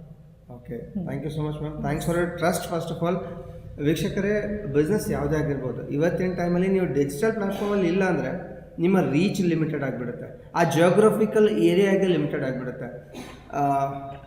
ರೂಪಾ ಹೆಗ್ಡೆ ಅವರು ಇಲ್ಲಿ ಬಂದಾಗ ನಾನು ಕೇಳಿರೋ ಮೊದಲನೇ ಪ್ರಶ್ನೆ ಏನಂದರೆ, ನೀವು ಒಂದು ದಿನಕ್ಕೆ ಎಷ್ಟು ಜನರನ್ನ ಮೀಟ್ ಮಾಡೋದಕ್ಕೆ ಸಾಧ್ಯ ಇದೆ? So she said 4 to 5, maximum 10. Yes, right. Yes. ಅದೇ ವ್ಯಕ್ತಿನ ಮತ್ತೆ ರೀಚ್ ಆಗಬೇಕು ಅಂದರೆ maybe 1 month or 2 months ಅಂದರು. ಸೊ ವಾಪಸ್ ಹೋಗೋಷ್ಟರಲ್ಲಿ ಅವ್ರು ಕೋಲ್ಡ್ ಆಗಿರ್ತಾರೆ. ಇನ್ ಕೇಸ್ ಡಿಜಿಟಲ್ ಮಾರ್ಕೆಟಿಂಗಲ್ಲೂ ಕೂಡ ಬೆಳಿಬೇಕು ಅಂದರೆ ಬೇಕಾಗಿರೋದೇನು, ಮೊದಲು ಒಂದು ಜಮಾನ ಆಯಿತು, ಒಂದು ಕಾಲ ಇತ್ತು, ಜೋ ದಿಕ್ತಾ ಹೈ ವಹಿ ಬಿಕ್ತಾ ಹೈ ಅಂತ. ಅಂದರೆ ನಾವು ಪದೇ ಪದೇ ಅವ್ರಿಗೆ ಕಾಣಿಸ್ತಾ ಇದ್ರೆ ಅದನ್ನು ಮಾರಾಟ ಮಾಡ್ಬೋದು, ಅವ್ರಿಗೆ ಅದು ತೋರಿಸ್ತಾ ಇದ್ರೆ ಅದು ಮಾರಾಟ ಮಾಡ್ಬೋದು ಅಂತ. ಇವಾಗ ಆ ಕಾಲನೂ ಹೊರಟೋಯ್ತು. ಇವಾಗ ಬಂದಿರೋ ಕಾಲದ ಪ್ರಕಾರ ಜೋ Sabse ಜ್ಯಾದಾ ದಿಕ್ತಾ high ವಹಿ Sabse ಜ್ಯಾದಾ ಬಿಕ್ತಾ high. So ಈ ಒಂದು ಕಾರಣದಿಂದಾಗಿ ರೂಪಾ ಹೆಗ್ಡೆ ಅವರು ಶಿರ್ಸಿಯಿಂದ ಬಿಜಾಪುರಕ್ಕೆ ಬಂದಿದ್ದಾರೆ. ನಿಮಗೂ ಕೂಡ ಡಿಜಿಟಲ್ ಮಾರ್ಕೆಟಿಂಗ್ ಕಲಿಬೇಕು ಅಂದರೆ ನಾವಿದ್ದೀವಿ ಹೆಲ್ಪ್ ಮಾಡೋದಕ್ಕೆ, ಅದು ಕೂಡ ಕನ್ನಡದಲ್ಲಿ ಕಲಿಸ್ತಾ ಇದ್ದೀವಿ. ಇನ್ನು ನೆಟ್ವರ್ಕ್ ಮಾರ್ಕೆಟಿಂಗ್ ಮಾಡಬೇಕು, ಕಮ್ಯುನಿಕೇಷನ್ ಸ್ಕಿಲ್ ಚೆನ್ನಾಗಿದೆ, ಆಲ್ರೆಡಿ ನೀವು ಒಬ್ಬ ಜನಸ್ನೇಹಿ, ಆಮೇಲೆ ಸಾಮಾಜಿಕ ಚಟುವಟಿಕೆಗಳಲ್ಲಿ ಸಾಕಷ್ಟು ಭಾಗಿಯಾಗ್ತೀರಾ, ನಿಮಗೆ ದೊಡ್ಡ ದೊಡ್ಡ ಕನಸುಗಳಿದೆ, ಬಂಡವಾಳ ಇಲ್ಲದೆ ನಿಮ್ಮದೇ ಆದಂಥ ಬಿಸ್ನೆಸ್ನ ಶುರು ಮಾಡ್ಕೋಬೇಕು. ಈ ಥರದ ಸಾಕಷ್ಟು ಮಾಹಿತಿಗಳ ಬಗ್ಗೆ ಇವತ್ತು ನಮಗೆ ಚರ್ಚೆ ಮಾಡಿ ಸಾಕಷ್ಟು ಗೊಂದಲಗಳನ್ನು ಪೂರ್ತಿಯಾಗಿ ಬಗೆಹರಿಸಿದ್ದಕ್ಕೆ thank you so much ma'am. It was wonderful session. And ನಮ್ಮ ಲರ್ನರ್ ಝೋನ್ ಸಾಧಕರ ವೇದಿಕೆ ಪಾಡ್ಕಾಸ್ಟ್ ಸೀರೀಸ್ಗೆ ಇಲ್ಲಿವರೆಗೂ ಬಂದು ನಮಗೆ ಹೆಲ್ಪ್ ಮಾಡಿದ್ದಕ್ಕೆ, ನಮ್ಮ ಪ್ರಶ್ನೆಗಳಿಗೆ ಮತ್ತು ನಮ್ಮ ವೀಕ್ಷಕರ ಪ್ರಶ್ನೆಗಳಿಗೆ ಉತ್ತರ ಕೊಟ್ಟಿದ್ದಕ್ಕೆ ನಿಮಗೆ ತುಂಬ ಧನ್ಯವಾದಗಳು. Thank you very much. ನಾನು ಅದನ್ನೇ ಹೇಳ್ತಾ ಇದ್ದೀನಿ, ಎಲ್ಲರೂ ಕೈ ಜೋಡಿಸೋಣ, ಎಲ್ಲರೂ ಬೆಳೆಯೋಣ. ಎಲ್ರಿಗೂ ಕನಸಿದೆ, ಎಲ್ಲರ ಕನಸನ್ನು ನನಸು ಮಾಡೋಕ್ಕಿರುವಂತಹ ವೇದಿಕೆ ಇದು. ಯಾವುದೇ ಸೆಕ್ಟರನ್ನು ಆಯ್ಕೆ ಮಾಡ್ಕೊಳ್ಳಿ, ನಿಮ್ಮನ್ನು ನೀವು ಗೆಲ್ಲಿಸ್ಕೊಳ್ಳಿ. ಇದಕ್ಕೆ ಇರುವಂತಹ ಬ್ಯೂಟಿಫುಲ್ ಅಪಾರ್ಚುನಿಟಿ ಇದು ಅಂತ ಹೇಳ್ತಾ ನನ್ನನ್ನು ಇಲ್ಲಿ ಕರೆದು ಈ ಒಂದು ಕ್ವಶನ್ ಏನು ಸೆಟ್ ಮಾಡಿದ್ರಿ ಅದಕ್ಕೆ ಧನ್ಯವಾದಗಳನ್ನು ತಿಳಿಸ್ತಾ ಅವಕಾಶವನ್ನು ಗ್ರ್ಯಾಬ್ ಮಾಡ್ಕೊಳ್ಳೋಣ. ನಾನು ಹೇಳೋದು ಅಷ್ಟೇ, ಅವಕಾಶ ಎಲ್ಲರ ಮನೆಗೂ ಪ್ರತಿ ದಿವಸ ಸಿಗಲ್ಲ, ಎಲ್ರಿಗೂ ಪ್ರತಿ ದಿವಸ ಬಾಗಿಲು ತಟ್ತಾ ಇರಲ್ಲ. ಸಿಕ್ಕಿರೋ ಅವಕಾಶವನ್ನೇ ಗೋಲ್ಡನ್ ಅಪಾರ್ಚುನಿಟಿಯಾಗಿ ಮಾಡ್ಕೊಳ್ಳೋಣ ಅಂತ ಹೇಳ್ತಾ ಥ್ಯಾಂಕ್ ಯು ವೆರಿ ಮಚ್. ಮುಂದಿನ ಪಾಡ್ಕಾಸ್ಟ್ ಸೀರೀಸಲ್ಲಿ ಮತ್ತೆ ಭೇಟಿಯಾಗೋಣ. ಇನ್ನೂವರೆಗೂ ನೀವು ನಮ್ಮ ಚಾನಲ್ಗೆ ಸಬ್ಸ್ಕ್ರೈಬ್ ಮಾಡ್ಕೊಂಡಿಲ್ಲ ಅಂದರೆ ಕೆಳಗಡೆ ಕೊಟ್ಟಿರುವಂಥ ಸಬ್ಸ್ಕ್ರೈಬ್ ಬಟನ್ ಮೇಲೆ ಕೂಡಲೇ ಕ್ಲಿಕ್ ಮಾಡಿ. ಹಾಗೆ ಇದೇ ಥರದ ಸಾಕಷ್ಟು ಇಂಪಾರ್ಟೆಂಟ್ ಟಿಪ್ಸ್ಗಳಿಗಾಗಿ ಮತ್ತು ಜೀವನದಲ್ಲಿ ಸಮೃದ್ಧ ಜೀವನ ನಡೆಸೋದಕ್ಕಾಗಿ ನಮ್ಮ ಚಾನಲ್ಗೆ ಸಬ್ಸ್ಕ್ರೈಬ್ ಮಾಡ್ಕೊಳ್ಳೋದ್ರ ಜೊತೆಗೆ ಬೆಲ್ ಐಕಾನ್ ಮೇಲೆ ಕ್ಲಿಕ್ ಮಾಡೋದನ್ನು ಮರಿಬೇಡಿ. Thank you so much. Have a great life had.